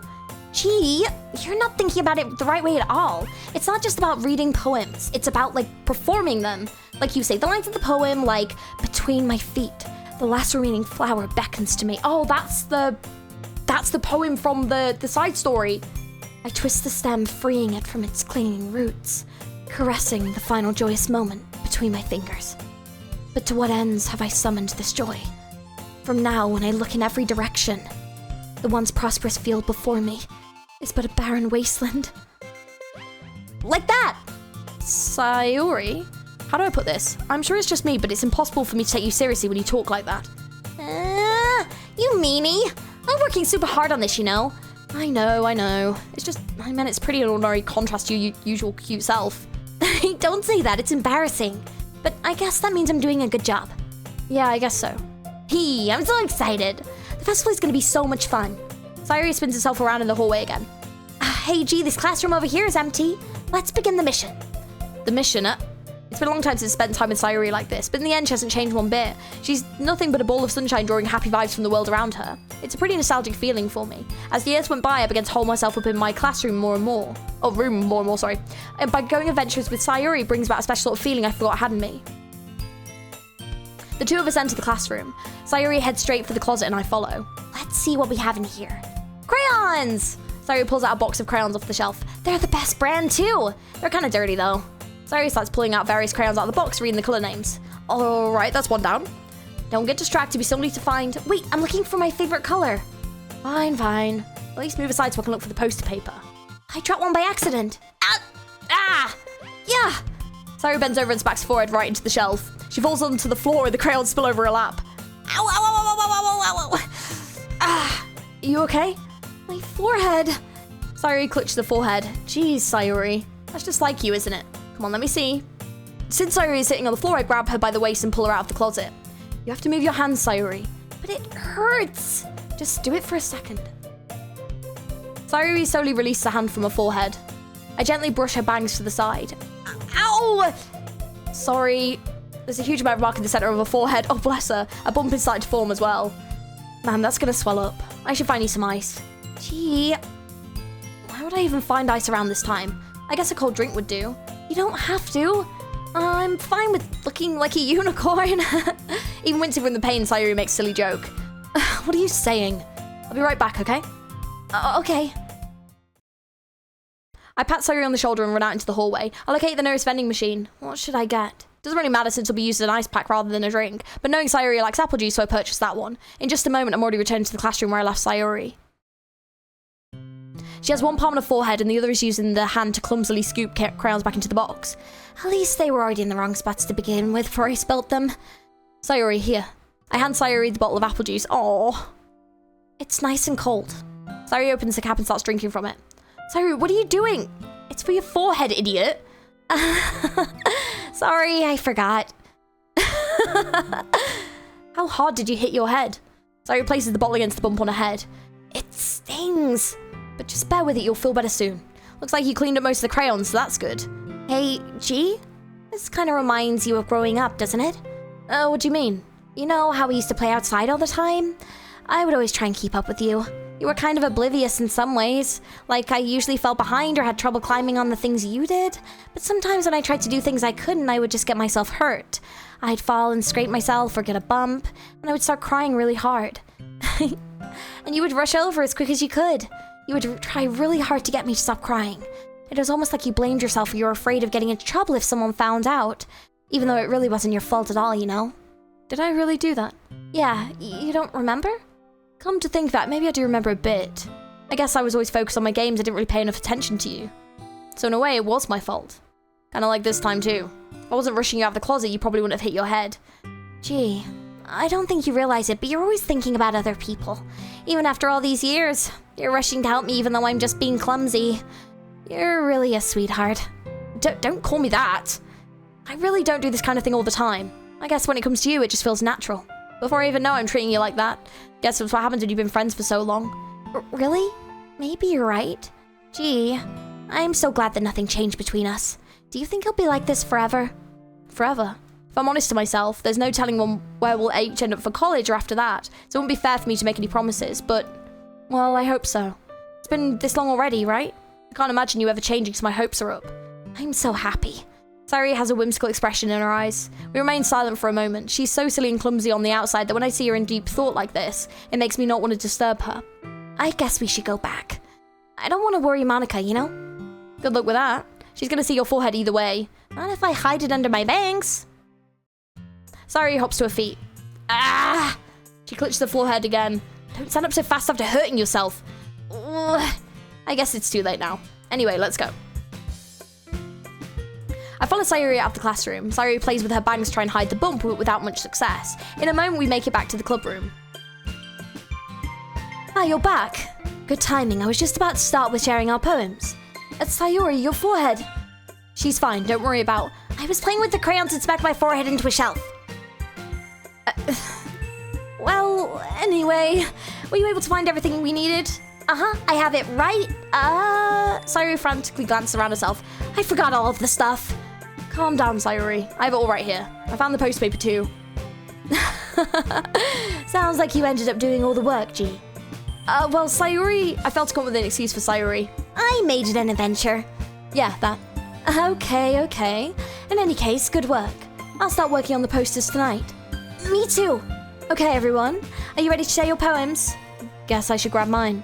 To make sure the crayon box is closed tightly, I return to my seat. Who should I share my poem to first? Let's go with Sayuri. Gee, I really love your poems. I can't believe you've been hiding these from me. I'm not hiding anything. But your poems are so good. Yesterday's and this one too. You can't tell me you haven't done this before. I mean, you're really the only one that feels that way, so...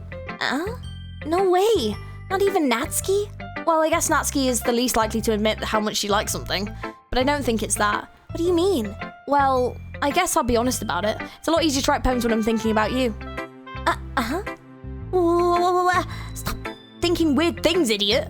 Just means you're a really expressive person, I guess. How am I supposed to write poems about my own stupid life? But you somehow make everything in your life an adventure. Even the little things. Like cooking. Let's not talk about that. So, yeah. I guess what I'm saying is I can feel more feelings through you than I can through myself. We have that kind of weird connection. It's your fault for getting in my business all the time. I don't know if I understand.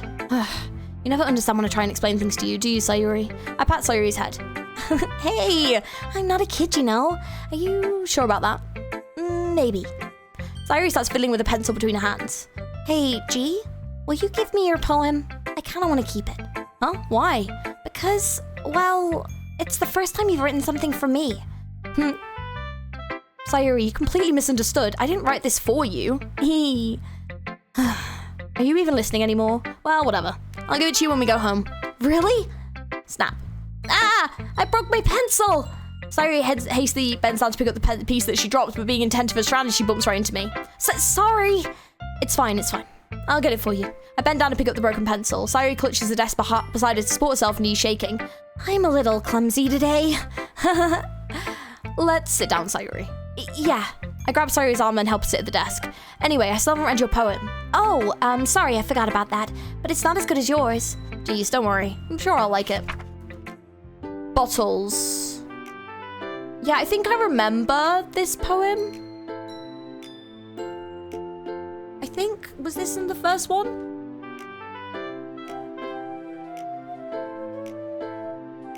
Yeah, I feel like the bottle poem, there was definitely a bottle about poems the first time I played this. Like, if you haven't seen part 1 of the playthrough, please check it out. But yeah, that was kind of like a full playthrough. Hang on, I've got a new reaction from Yuri. Are you still mad at me? For disrespecting Natsuki yesterday? Because reading this poem, now I know why you got mad at me. Because you prefer her writing over mine. That's not really true. Meaning when I disrespected her, I disrespected you too, didn't I? Oh no. Yuri, you might be reading into this a little too much. How could I be so stupid? I always let these things happen. Whenever I think before I speak, I just come off as awkward and unlikable.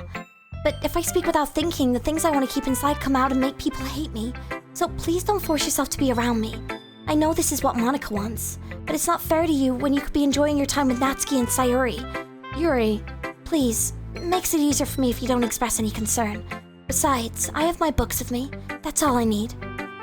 Yuri smiles sadly and puts her head down the desk. I'm frustrated. I don't hate her, but it's as if she's not capable of listening to me over her own thoughts. I sigh to myself. All I can do is accept that that's how she is. If she wants to be left alone, then I have no choice but to abide that request. Oh, she's just completely closed herself off to me. Okay. Mind, we've got new stuff. I think interesting. Because obviously, like I said, I focused, like, a lot of stuff was towards Yuri last time, so this is interesting. It's pretty good. It makes me think of Sayuri, like the other one you wrote. You two are like the dynamic duo. That's kind of exaggerating it. Yeah, probably. But you do spend a lot of time with her even in this club, don't you? Then again, I don't blame you for being a little shy. I'm not shy, it's just... I'm just teasing. I know it takes a bit of time to make friends with everyone, but Yuri and Natsuki are super interesting people, so don't be afraid to give them their share of the time. And you can talk to me every now and then too. I'm not, like, unapproachable or anything, am I? No, it's nothing like that. I'm just still getting used to being here, that's all. Yeah. I'm sorry if I was putting pressure on you or something. I really didn't mean it like that. No, don't worry. I get what you're saying. Well, alright. Okay, right. It's the third one. Okay. This is your best one so far. It's really, really nice, G. Thanks. Sayuri, you've been a little quiet today. Is everything alright? Of course! Everything is fine. Maybe I'm just a little tired today?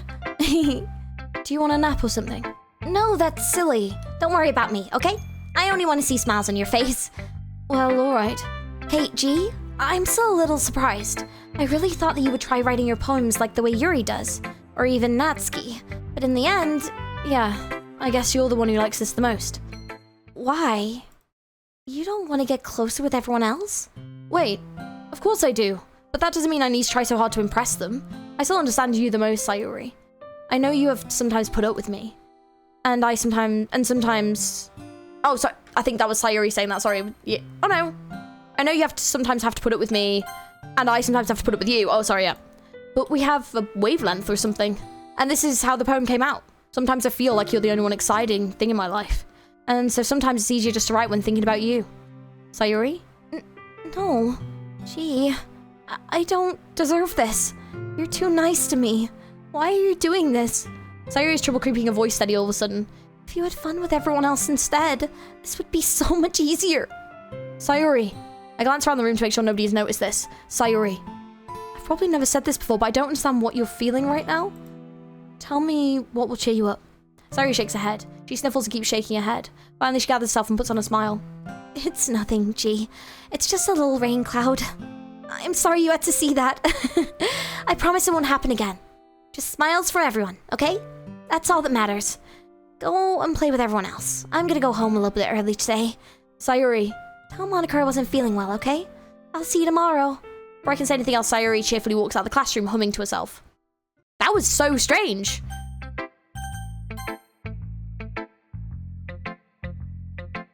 This one's alright.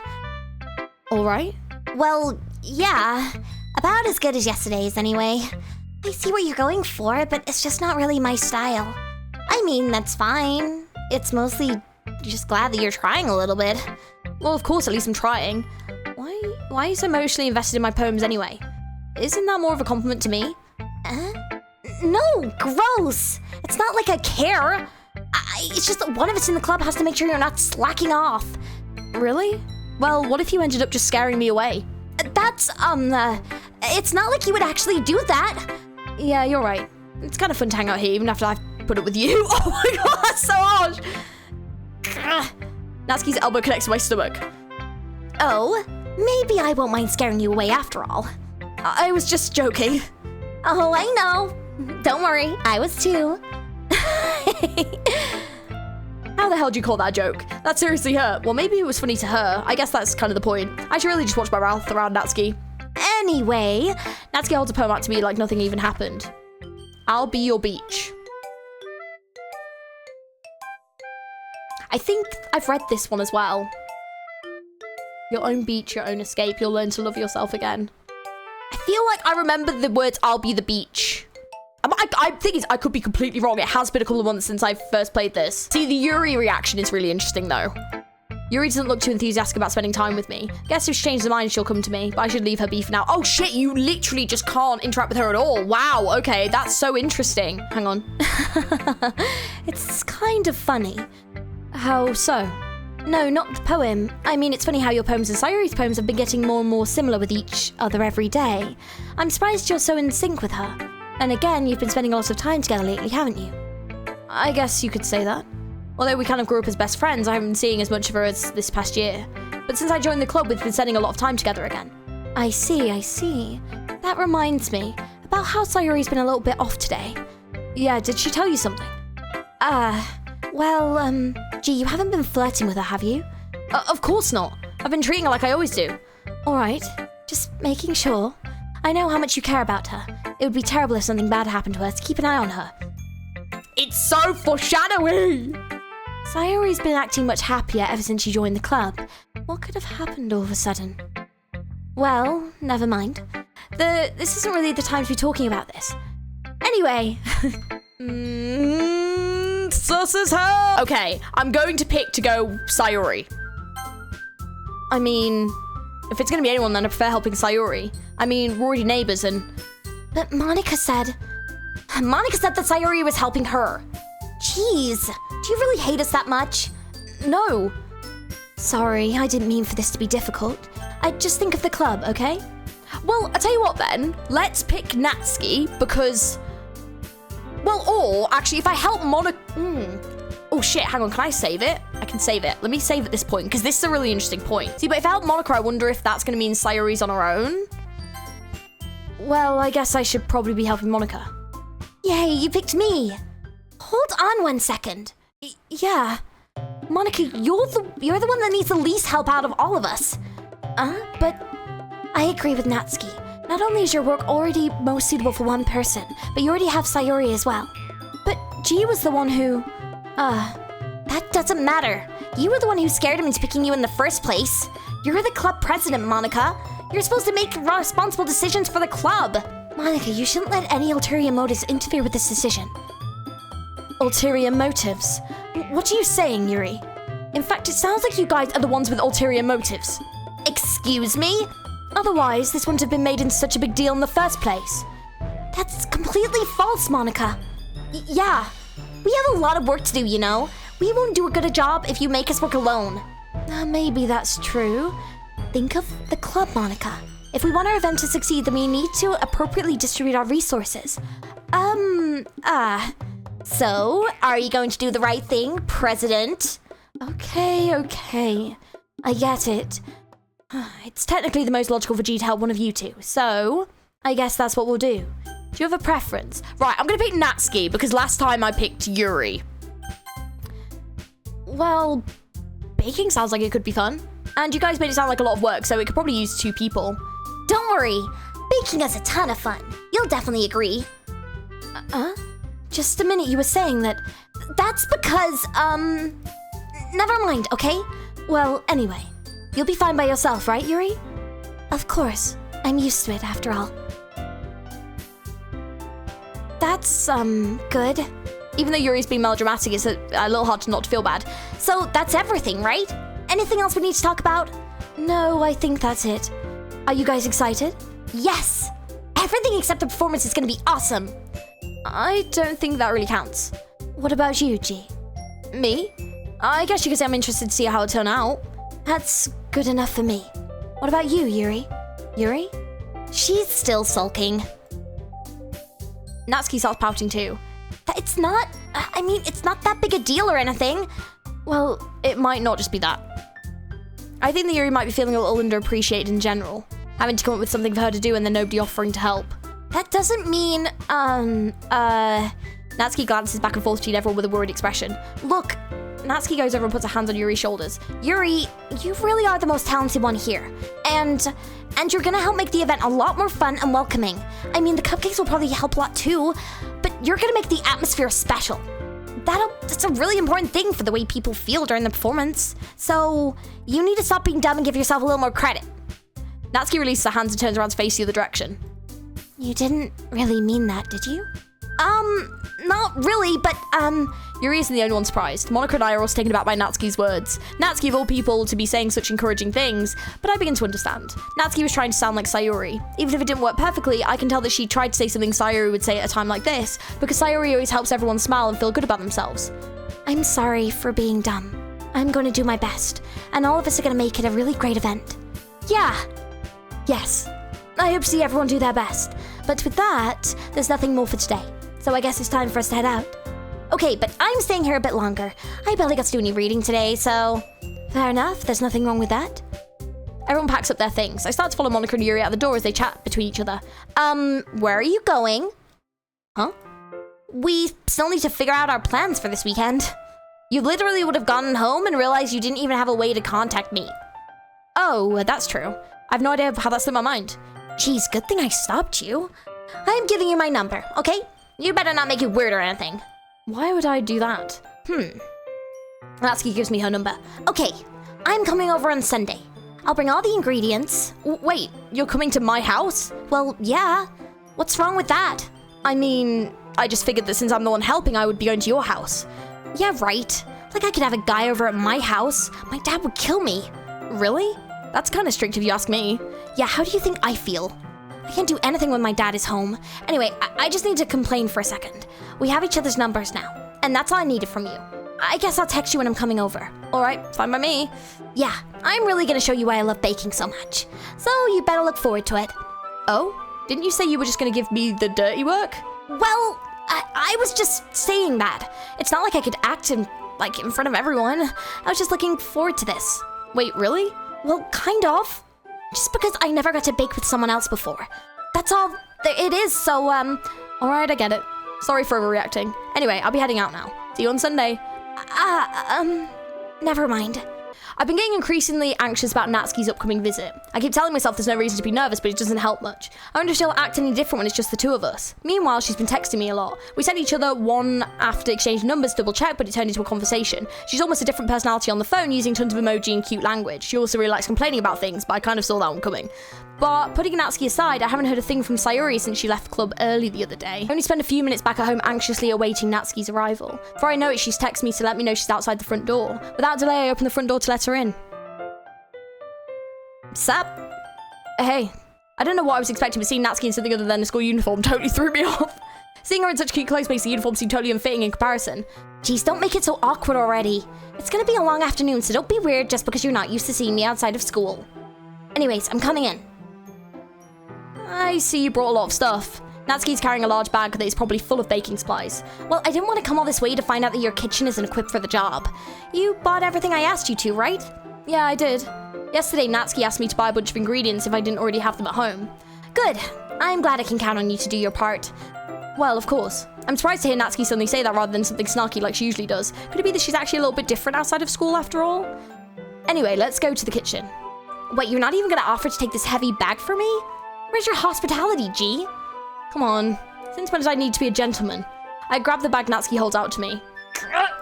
This is ridiculously heavy. I carried that all the way here. Are you impressed? I see now.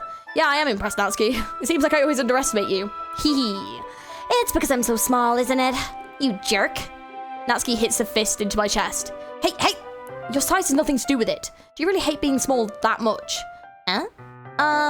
It's not like I hate it. I mean, sometimes I like proving people wrong when they only think I'm worth my size.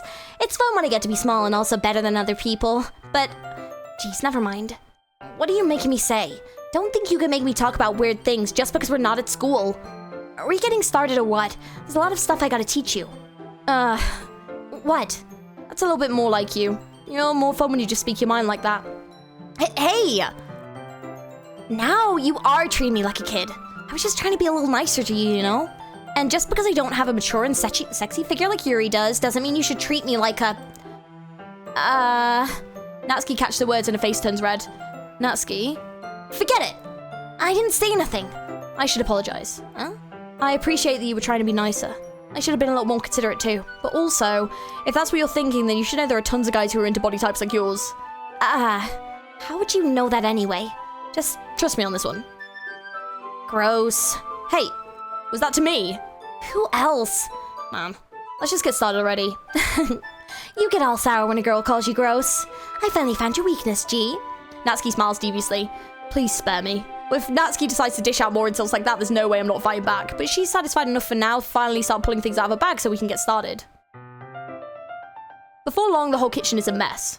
Spoons, dirty bowls, flowers, spilled fluid, plastic bags are strewn about every countertop. The mixer isn't big enough to make all the batter at once, so we've had to do it several times. Meanwhile, Natsuki is babysitting all of my movements to make sure I don't mess up her precious baking.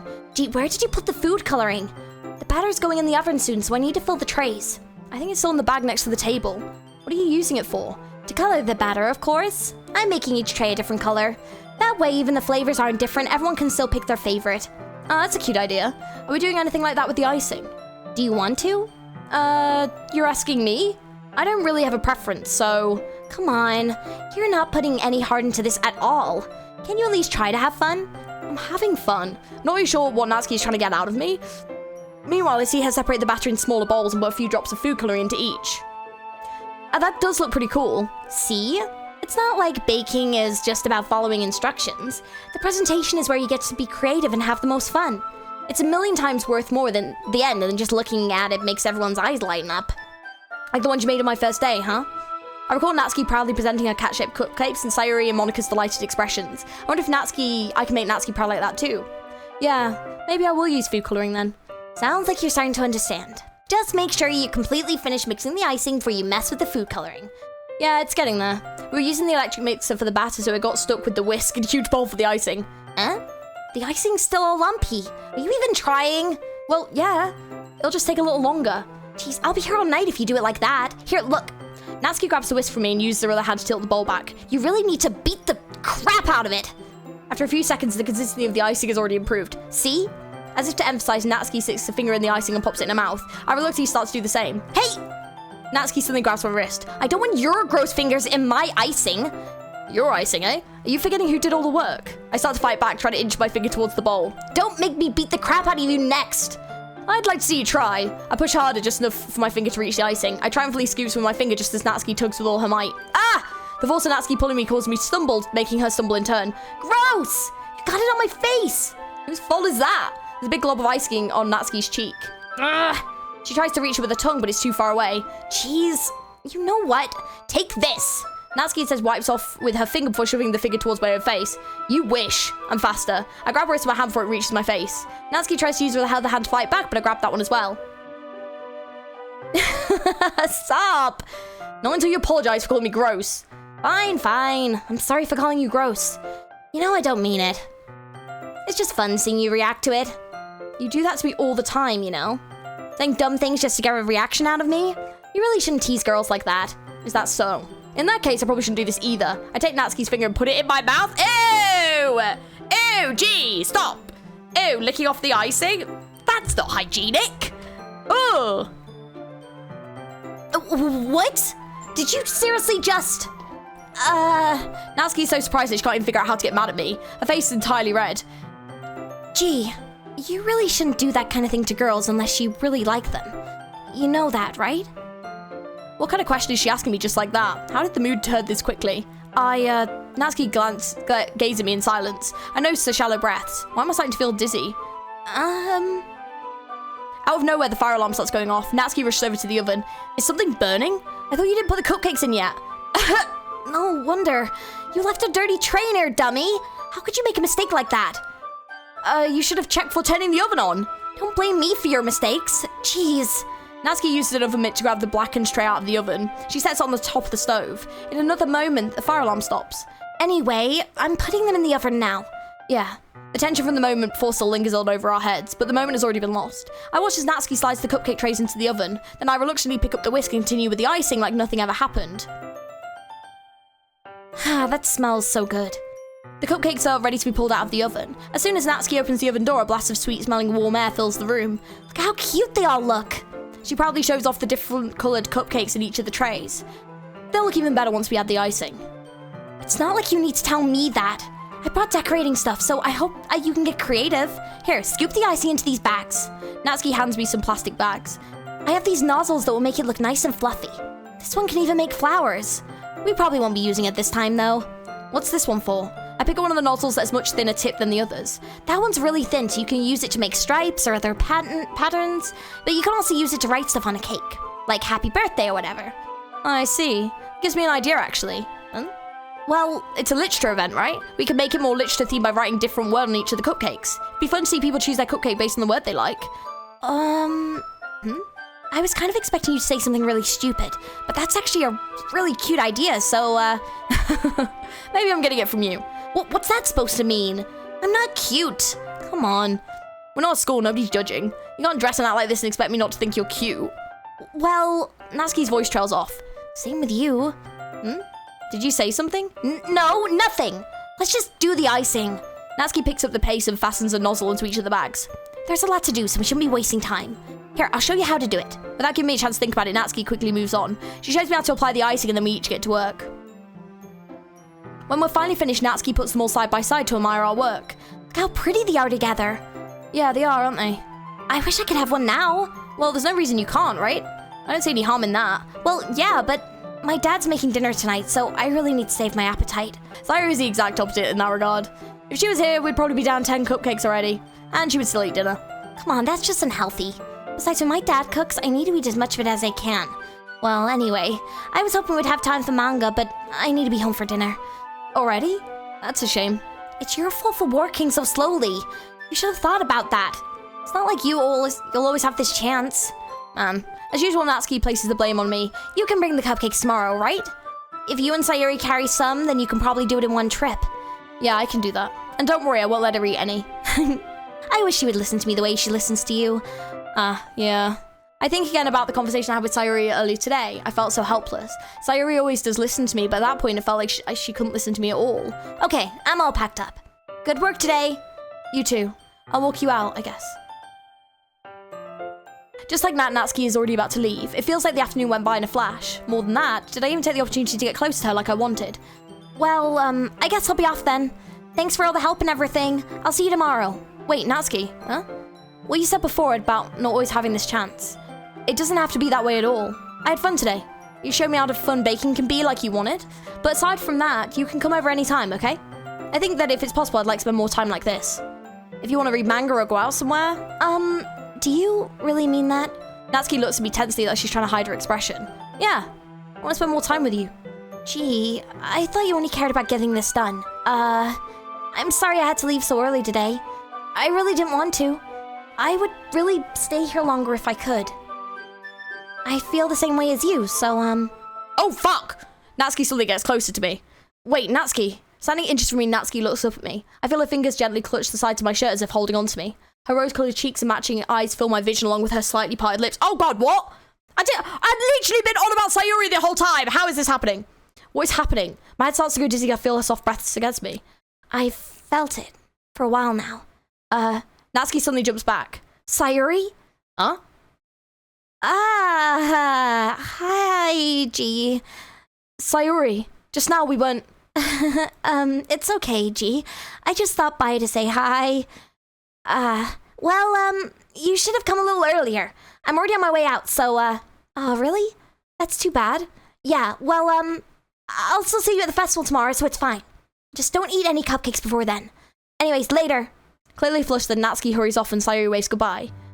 Sayuri. Oh my god. Oh my god. Oh my god. This is the moment, isn't it? Oh shit. Okay. Last time I picked that one. This time, I'm just going to save it in case I somehow cock this up because it's pressing a button, but knowing me, I'm going to pick this one. Sayuri. I love you. Huh? Those are my true feelings. So there's no way you could like me more than I like you. I should have realized it sooner. But spending time with everyone at the club, making new friends, and having fun with you every day helped me realize that you are truly the most important person to me. That's why I'll accept any of your burdens. As long as we continue like this every day, with you by my side, then I know we'll both be happy. Gee. Suddenly Sayuri wraps her arms around me. Gee, is this really okay? Yeah. I hold Sayuri in my arms and pull her closer. You'll never have to let go of me again. I love you, G. I want to be with you forever. Me too. I feel Sayuri's grip around me weaken a bit. What is this? Sayuri? I'm supposed to be happy right now. I always thought this would be the happiest moment for me. But why? Even now, why won't the rain clouds go away? They're not going away at all, G.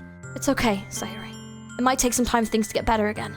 But no matter how long it takes, I'll be there every step of the way. That's all that matters right now. Okay. I trust you. Sayuri and I slowly release each other.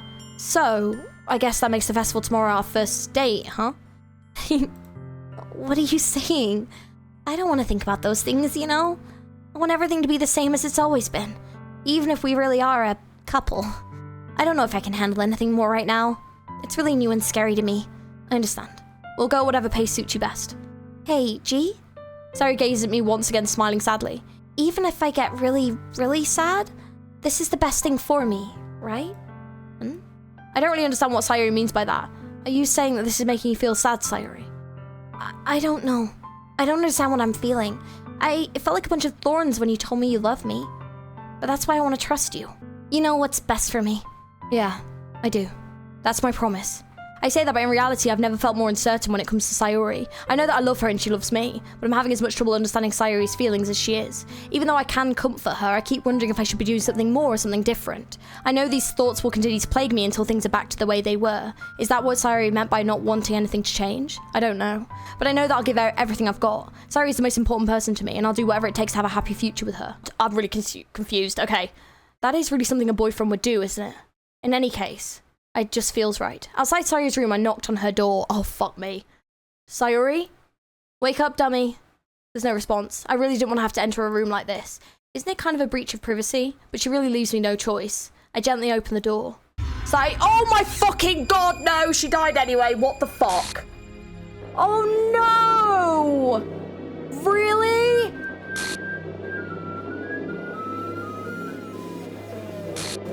No! What the fuck? Oh, I thought this would save her! No! What the hell? What the hell? Is this a nightmare? It has to be. This isn't real. There's no way this can be real. Sayuri wouldn't do this. Everything was normal up until a few days ago. That's why I can't believe what my eyes are showing me. I guess suppress the urge to vomit. Just yesterday, I told Sayuri I would be there for her. Told her I know what's best and that everything will be okay. Then why? Why would she do this? How could I be so helpless? What did I do wrong? Confessing to her. I shouldn't have confessed to her. That's not what Sayuri needed at all. She even told me how painful it is for others to care about her. Then why did I confess to her and make her feel even worse? Why was I so selfish? This is my fault. My swarming thoughts keep telling me that everything I could have done to prevent this. If I just spent more time with her, walked her to school and remained friends with her like it's always been, then I could have prevented this. I know I could have prevented this. Screw the literature club, screw the festival. I just lost my best friend. Someone I grew up with. She's gone forever now. Nothing I can do can bring her back. This isn't some game where I can reset and try something different. I only had one chance and I wasn't careful enough. Now I'll carry this guilt with me until I die. Nothing in my life is worth more than hers, but I still couldn't do what she needed from me, and now I can never take it back. Never, never, never, never, never. Fuck me. I genuinely thought that I could save her. Like, I thought I thought what I was doing would have saved her. Oh my god. Holy shit. Natsuki? Oh. Natsuki. Natsuki. Natsuki. Natsuki. Fucking hell, Natsuki. Natsuki. Natsuki. Natsuki. Jesus Christ. I don't like the way she's looking at me. It's fucking creeping me out. Oh my god. Hey, G, why don't we step outside for a little bit, okay? Okay, I clicked something fucking weird. I've clicked something weird and broken the game. It was like a big line of text. Oh god, okay, what the fuck? Okay, ocean. Jesus Christ! Oh my god, oh my god, oh my god. What did I do? I'm trying to pick, I don't know if these are Natskis anymore. Oh my god, I don't know what I've done. Love. I don't like the noise. Okay. Okay, I'm breaking the game. Breaking the game more than I broke the game before. I don't know how that is happening, but somehow I'm fucking making it worse. Okay, I've reached something new. She's fine. She's reading over there. Oh, that is not the voice. Sorry, my brain. She's reading over there, see? Don't think about her so much. She's used to being ignored. Come on, we're going over there.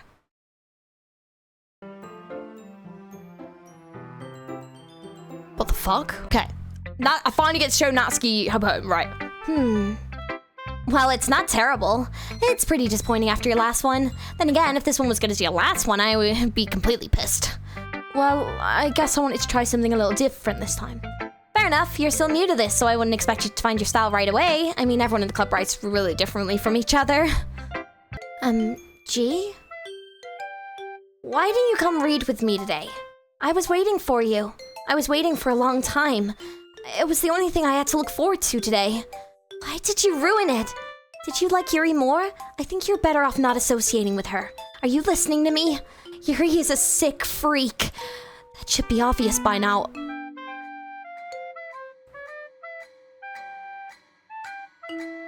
I'm fucking sorry. Do you hear that tone? Oh, hell no. That should be obvious by now. So just play with me instead, okay? You don't hate me, do you, G? Do you hate me? Do you want me to go home crying? The club is the only place I feel safe. Don't ruin that for me. Don't ruin it. Please. Just stop talking to Yuri. Play with me instead. It's all I have. Play with me. Play with me! Oh!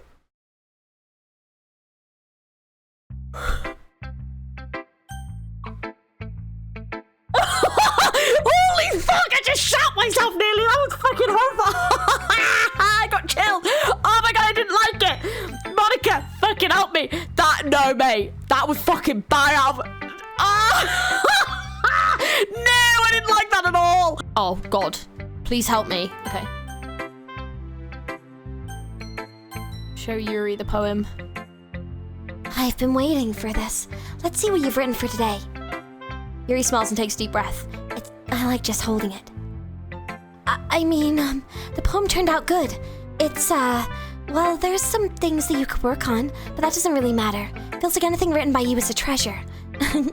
That came out a little awkward. Let's move on. Here's the poem I wrote. You don't have to like it or anything. A wheel, a rotating wheel, turning on axle. I think I remember this. Breathings, page. Yeah, I think I remember this one. If you want to read it, obviously pause it and read, yeah. A poem? Yes. A joke. A man walked into a club. In the club, there was a girl who liked him very much. They spent some time together and she liked him even more. One day, the girl realized she was in love with him, but disaster could happen. A third party intervened with her programming. Suddenly, the girl hated herself for being in love. The contradiction caused the script to derail. The universe started to collapse, but she killed herself just in time. Right, let's cater again to Natsuki, because some weird shit is happening. Yeah, sorry, by the way, if you want to see all the in-between. I have read through all that before, so it isn't part one, but, like, yeah, I like, remember it, mostly, so, right, family, bouncy, comfort. We're back in here again. Oh, I fucking hate it in here! Yuri, let me out! Yuri, you need to let me the fuck out of this closet right the fuck now! I hate this. This one's alright. Alright? Well, yeah. About as good as yesterday's anyway. I still can't really tell how much you care about writing, but either way you're doing alright. Even though you're not really spending any time with anyone but Yuri, I still think it's nice to have activities that we all participate in, so you better keep working hard. I mean, I know I'm not president or vice president or anything, but that doesn't mean you can let me down, okay? So at least read mine too for now. But just to be clear, this poem means a lot to me, so read it carefully, okay?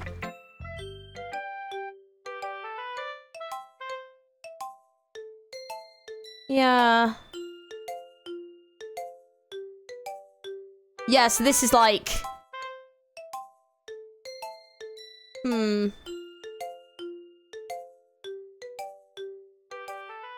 Oh. I changed my mind. Ignore everything you just read. There's no point in trying to do anything. It's Yuri's own fault that she's so unlikable. Can you hear me, G? If you would just spend more time with Monica, then all these problems would go away. Yuri and I are too messed up for someone as wonderful as you. Just think of Monica from now on. Just Monica. Just Monica. Just Monica. Just Monica. Just Monica, okay.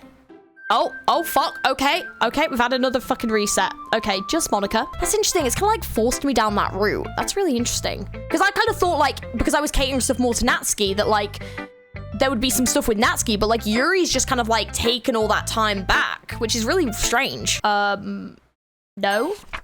Stare at the dot to reveal a special message. Oh, no. That's fucking crazy. It changes if you try and do this. That's so fucking smart. Oh my god. Damn it. Oh god, you can't even click on it. It like... I fucking forgot about that. Jesus Christ.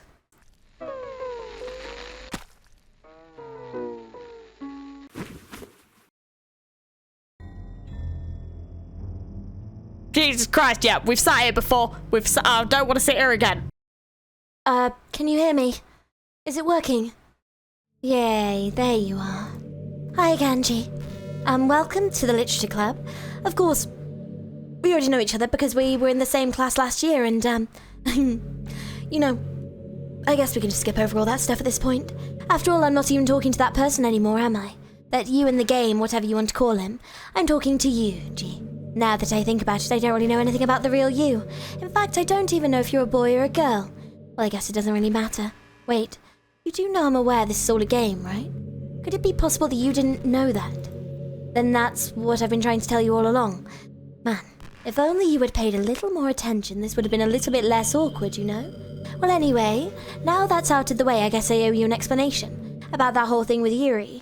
Well, I kind of started to mess with her and guess it drove her to kill herself. I'm sorry you had to see that, though.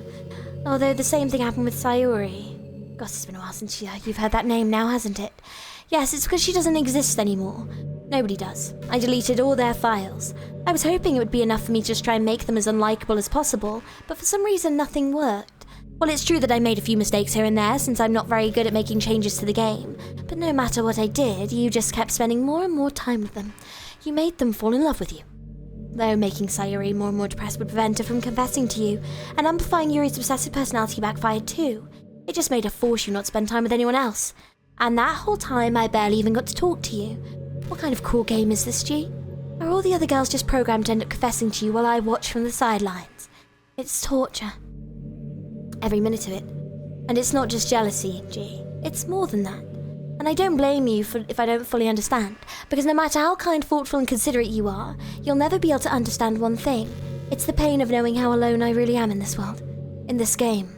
Knowing my friends don't even have free will. And worst of all, knowing what's really out there in your world forever out of my reach. I'm trapped, G. But now you're here. You're real. And you're wonderful. And you're all I need. That's why I need you to be here with me forever. I'm sorry if it's hard to understand. I couldn't understand for a while either. Why the world around me started to become more and more grey. More and more flat. Even the most expressive poems felt empty to me. It wasn't until you arrived that I truly understood. You probably saved my life, G. I don't think I could have continued to live in the world if I hadn't met you. And as for the others, how could I miss them? A group of autonomous personalities designed only to fall in love with you. I tried everything I could to prevent them from doing so, but must be some kind of weird inevitability etched into this game. I felt really bad that you had to witness some nasty things, but I realised that you have the same perspective that I do, and that it's all just some game, and I knew you would get over it. So that being said, G, I have a confession to make. I'm in love with you. You are truly the light in my world. When there's nothing else in this game for me, you're here to make me smile. Will you make me smile like this every day from now on? G, will you go out with me? I'm so happy. You really are my everything, G. The funny part is that I mean literally. There's nothing left here. Just the two of us. We can be together forever. Seriously, I don't even think time is passing anymore. It really is a dream come true. I worked so hard for this ending, G. The game wouldn't give me one, so I had to make one myself. The script is broken at this point, so I don't think anything will get in the way anymore. And you wouldn't believe how easy it was to delete Natsuki and Yuri. I mean, there's a folder called Characters right in the game directory. It kind of freaked me out how easy it was. Imagine if you could delete your own existence with the click of a button. Well, I guess on the plus side, it gave me an easy out if things didn't go my way. Thankfully, it didn't come to that. Instead, we finally got a good ending. Gosh, I'm so overwhelmed with emotion. I want to write a poem about this, don't you? I wonder if that part of the game still works. Guess there's only one way to find out, right? As if there's anything else you can do in the game directory. Hang on, I've had some emails. I haven't seen these 4 side stories. Hey, thank you to everyone who worked so hard on the control simulation. I can't imagine how tedious must have been to so delicately hide Monica's elevated permissions from her without disrupting our connection to the VM. Just to clarify, all the recordings labelled side stories are part of the control simulation, right? I'm noticing some effects of the characters' lives here that differ a little bit from those in VM1, even trivial ones. Is it part of the butterfly effect from some of Monica's more fundamental changes, or is it a result of her messing around with the other characters in VM1 as her own experiment for fun? So if I'm keeping track, what if we have like 5 different universes in total, with 3 or 4 of them created and then destroyed by Monica, of course. It's funny because I keep wanting to speculate on which one is the real universe, but in reality they all are. As real as ours is anyway. Oh! Have a nice weekend. I'm on leave the rest of the weekend. Contact Ravi if you need to schedule server time, but expect my jobs to run for a few days since we collected so much data this week. How about we arrange a meeting to discuss the results when I return? See, because it looks like... Oh, I've unlocked the Natsuki one. Oh, I see. Oh, okay. Oh, there we go. Off she goes. What's happening? Gee, what's happening to me? It hurts. It hurts so much. Help me, G. Please hurry and help me. There you go. Does not exist. Help me!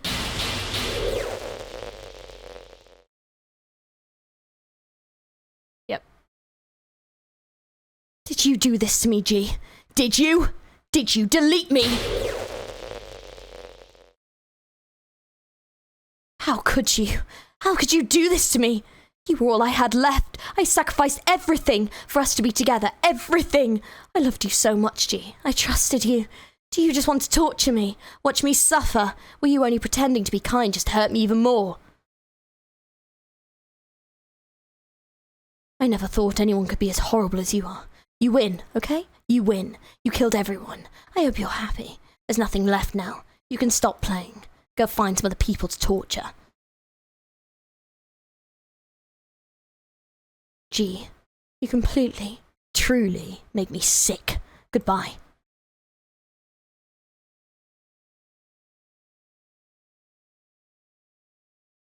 Oh, is that it? I still love you. I can't help it. What's wrong with me? How horrible am I for you to hate me this much? All of my friends, I did so many awful things. So many selfish and disgusting things. I shouldn't have done any of this. I'm just messing up a world I don't even belong in. A world that you wanted to be a part of. I ruined it. I ruined everything. Maybe that's why you deleted me. Because I destroyed everything you wanted. How could I do that to someone I love? That's not love. That's...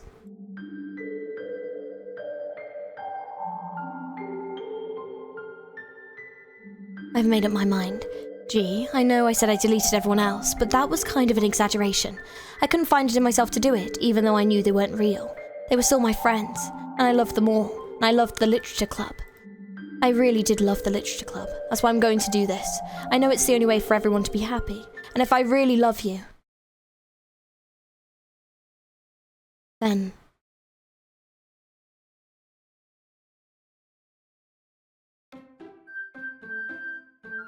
should give everyone back, I think, right?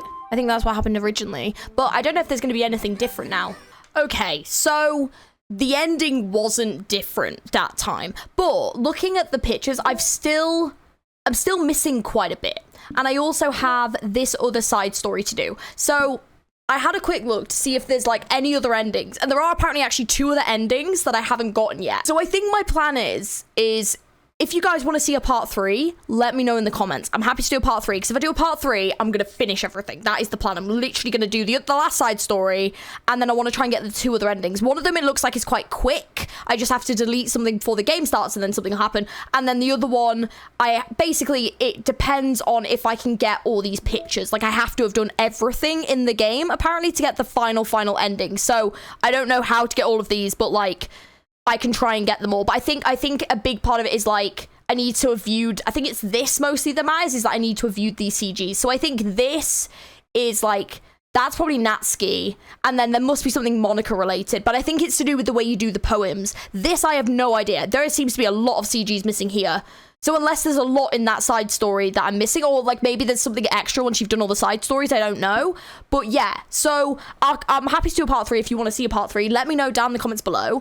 Thank you very much for watching. I hope you enjoyed. I hope you liked the voices, all that stuff. If you did, don't forget to like and subscribe for more content. If you want to see part 3 and you want to see me finish this off, let me know down in the comments below and I will get on that. Because I actually do want to try and 100% this game. Like, it is such a good game. I really enjoyed those side stories especially, but it was fun seeing the little changes that happened just because I paid attention to like a different girl. And I think it'd be interesting to start with like Natsuki from the beginning, because Yuri obviously becomes obsessive and then like takes all the attention away from Natsuki, and obviously that had an impact. But like, because before I was paying attention to Yuri more than anything else, I didn't see like that part of it as much. And then it'd be interesting to do a run playing like attention to Monica from the beginning and see what happens there too. So yeah, there are like a few things I can still do, but yeah. Anyways, thank you for watching. I hope you enjoyed, and I will hopefully catch you guys very, very soon in another video. Hope you have an amazing rest of your day. Bye.